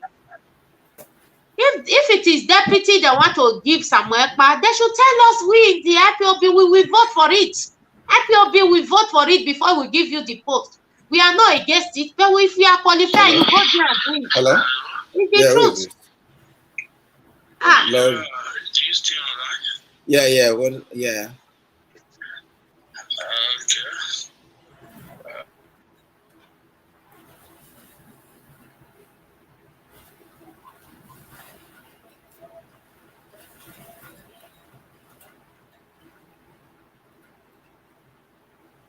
Get it to talk. Okay, go on. Wait, okay, you go on. Yeah. I want to tell those who are Biafrans and those who are IPOP member and those who are friends to Biafrans that there's no problem in IPOP. We are intact. There's no problem in IPOP. When they talk about the account, you can see the account they have been talking about that yesterday. DOS came out and endorsed that account. Then I just want to summarize this issue because you said that you want to go. They don't have much time again. Then in case, I'm talking about in respect of the Samuel Ekpa issue, is that, there's something we should understand. DOS is powerful in IPOB struggle. After our director, the next DOS, the leadership, Then listen, there's something people should understand. If our leader give order that Simon Ekpa should have a slot in Little Biafra, they must obey the instruction. Then the DOS have to ask because Little Biafra have their own rules. If Simon Ekpa is subjected to the Little Biafra rules or not. If not, if it's not subjected to the rules, they must obey our leader instruction. Then if it's subjected to Little Biafra rules, Simon Ekpa must obey the rules. That is it. That is it. So as far as I'm concerned, IPOB, we are intact, we are strong, and we are moving. Huh? Okay. In families, in families, sometimes they have to be ups and downs. That does not mean that we are not family. We have issues. We're sorting it out. Okay. Thank you so much. No worry. Somebody, I don't want to. I really today's program. I didn't want to go into that because somebody was pressing me to go into that because of he gave me details about what is actually going on.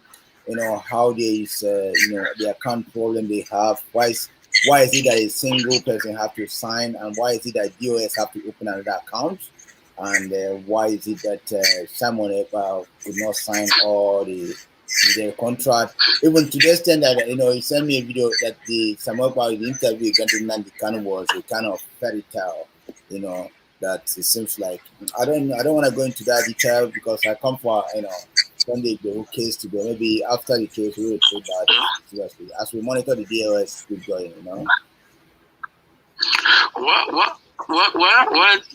all I have to tell you that we don't have any problem. IPOB is the largest movement on this planet. There must be maybe a little misunderstanding somewhere, but we are intact. Okay. Despite our leader is not around, but we are intact. Okay. I assure you, everything is under control. Okay, thank you very much. Yeah. Thank you. Thank you, guys. I think that's just the call I got today, and I will be calling it off for the day. And I thank everyone. Utopia, do you heard what the guy said? Sir. We don't have any problem. Thank our brother that just called. We don't have problem in IPOB. We don't have, because we will question ourselves and we will fight ourselves. At the end of the day, we are still one. That is the truth. Anything that are playing outside on the social media, we have to be talking out because we are going to a new country. We cannot stay without saying what is in our mind. We have to say we don't have problem. Everybody have position in IPOB. Face your position. It's still going. It's still working. The IPOB are still intact. People that are fighting for account, they are criminal. They are thief. I always say it. They are just fighting because of money. We are not fighting because of money. We are fighting because we want freedom. That is what we are fighting for. We are not fighting because of money, for what we want to gain. We are fighting for the poor and the upcoming generation. That is what we are fighting for. Thank you, sir. Thank you for inviting me. Please, sir, invite me when my job brother is here. It's okay, don't worry. On Saturday, we'll be there with you. Yes, sir. Yes, we have to come together. We are one. Okay, sister. Okay. Okay, go on. Okay, go on. Should I go? Okay. Yes, yeah. We are listening. Yeah, I've been listening. My name is okay. Go on. Okay, so my name is Kingsley Anaka. Go on. I'm from Coastal region. I'm from Igboho to be precise. Okay. And also a comrade. Yeah, but I live in Italy now. So coastal region. So you guys are full Biafran. Okay. Good. Yeah, we are all Biafran. We are all Biafran. You see, there is something we should correct in this our Biafran movement. We are not taking anybody's territory, no.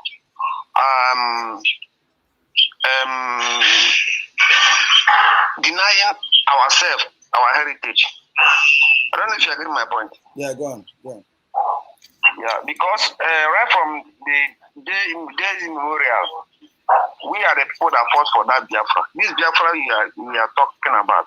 We from the coastal region, we are the brain behind the struggle for Biafra. So our Igbo brothers, we see them as our partners. We struggle together to make sure that we get this freedom early 1966 to 67. So we are all together, but it is because of the betrayal that came up that made some people, because of the false story and the lies that was told, that made us to be split. But today, our leader Nnamdi Kanu has united us all. The majority of people now that are not interested in Biafra movement is those people that are gaining from the fraudulent Nigerian zoo. They are those people, the elites, the chiefs, and the monarchs are the people that are causing all this problem. But if you go to the laymen, the lay population in those areas, you know that everybody is ever ready to follow Biafra. That is the truth. And we cannot wait until when all these people repent to join the movement. That's when Biafra will come. There was a time that our leader said that left with us cannot get Biafra, but it is God's divine grace. That's how we can get Biafra. And which you can see today, the international communities are waking up. Brother, can you just 1 minute more so that we can round up. Okay, our time is actually running down. Okay. Okay, so what I'm saying is, in essence, is that we should all focus on this struggle, and at the end of the day, we achieve our aim. So let's not be looking at anybody. Anybody is nobody, because if they have heard the news, they have heard the gospel. So we are not depending on anybody to liberate us. We will fight and get Biafra by ourselves because we know what we want. So thank you for the time. Thank you, brother Kingsley. Thank you. God bless you. Thank you. So thank you very much, you guys. You have a few of the guys are called and said that IPOP, that wasn't topic of just to chip in that we know that we are getting some information of things that are happening. while the OB will monitor what is happening. So maybe if things couldn't get sway, then we can add this up next week. Also, if you are watching us, you can join us on our Wednesday special, but that mainly for lifestyle. It's not about agitation or about your nation. It's just about the lifestyle and things happening around Australia. So if you want, if you are free, then you can join us then. Again, guys, if you guys are watching anyway, Lawube also will strongly support that Nnamdi Kanu should be freed. You know, we hope that Nnamdi Kanu get his freedom. You know, that you know, of justice should prevail. You know, we strongly support that whatever system they put on together, Nnamdi Kanu should be able to have his own justice system without people being oppressed or without people being manipulated or without people being held, you know, to a certain extent that they have to do something to imprison Nnamdi Kanu or whatever it is. If the political system is against you, it shouldn't be that the judge should be against you. Judge is for the state, judge is for the country. So we hope that everything goes well for Nnamdi Kanu. And Nigerian government, United Nations, we prefer them to call on, you know, referendum for people to save life. Because what is happening in Nigeria now is like time bomb. I don't, instead of you guys to come and give them aid, why can't they do the right thing and prevent those things from happening? Not till when it start happening, you'll be calling for aid and all those things. I will get my panelists to say the last word and we will call it off for tonight. Okay, I will get you to say bye if you want, Prince. Okay, thank you so much, Lawube. Thank you, sir. Thank you for our inviting sister. me. Sure. Thank you, sir. God bless Yeah. you. We Alright, see take you. care. You bring my Sure. friend though. Tell him I want to talk. Yeah. Sure, Thank sure. you. No. Bye-bye. Okay. Bye bye. Thanks. Yeah. Yeah. Yeah, if you want to say yeah. This I will play what yeah, you where you're saying something. Somebody sent me one music to play. I haven't had this kind of music before. I just say, guys, you guys forgive me, but this kind of music. Yeah, bro, keep saying what you're saying. After that, I wanted to play this music. This kind of music is it's not part of me. I was forced to play this music. I haven't played this kind of music before. It's okay. The thing is that you've done a good job, and everything we all know. So, just like what you said, we are praying so that on that day in the court of law, everything will go well for our brother. Nobody is wishing him back. Nobody wants anything to happen to him. It's a family man. So Yes, that's right. it's not easy. It's not easy, but it's well. It's well. I hope so. Okay, Politicians. thank you, bro. Okay, Thank you brother. very much. Yeah. Thank you always. Do you want to hear my music? Thank you always. Okay, play, make I hear before I go, because tomorrow I'm going to church early. I need to. Yeah. And the music is on now. Listen.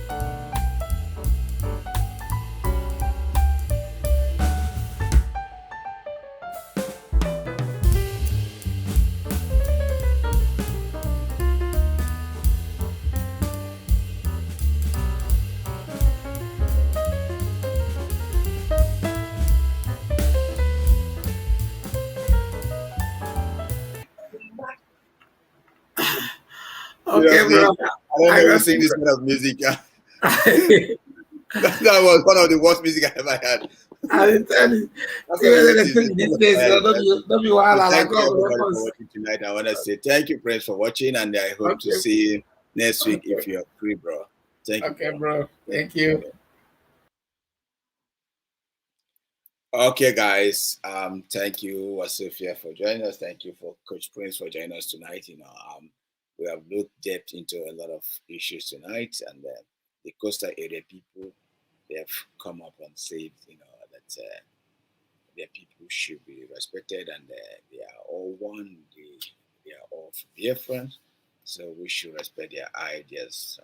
Also, they actually emphasize on Mazin Nnamdi Kanu that Mazin Nnamdi Kanu should be taken care of. That if anything happened in Mazin Nnamdi Kanu, they will not appreciate it. They will be very, very angry and upset with the Igbos. Some go to this extent, and saying that, why is it that Igbo leaders have not come out to back Nnamdi Kanu when only of Ife, within few days of Sunday, will be arrested on Ife? Call people in order and say that they should call Kingsmen and see what they can do for Sunday and how they can move forward. Also, people complain about Kenya governments for not respecting the law of their country and allowing the Kanu to be extradited from Kenya or be kidnapped by Kenya. Now, there's such a thing, the people call that they will never take it easy with Kenya, that Kenya government will pay for it. But let them just face Nigerian government for the meantime and see what is going on. So as Lawube, I'm not going here to drag issue with people.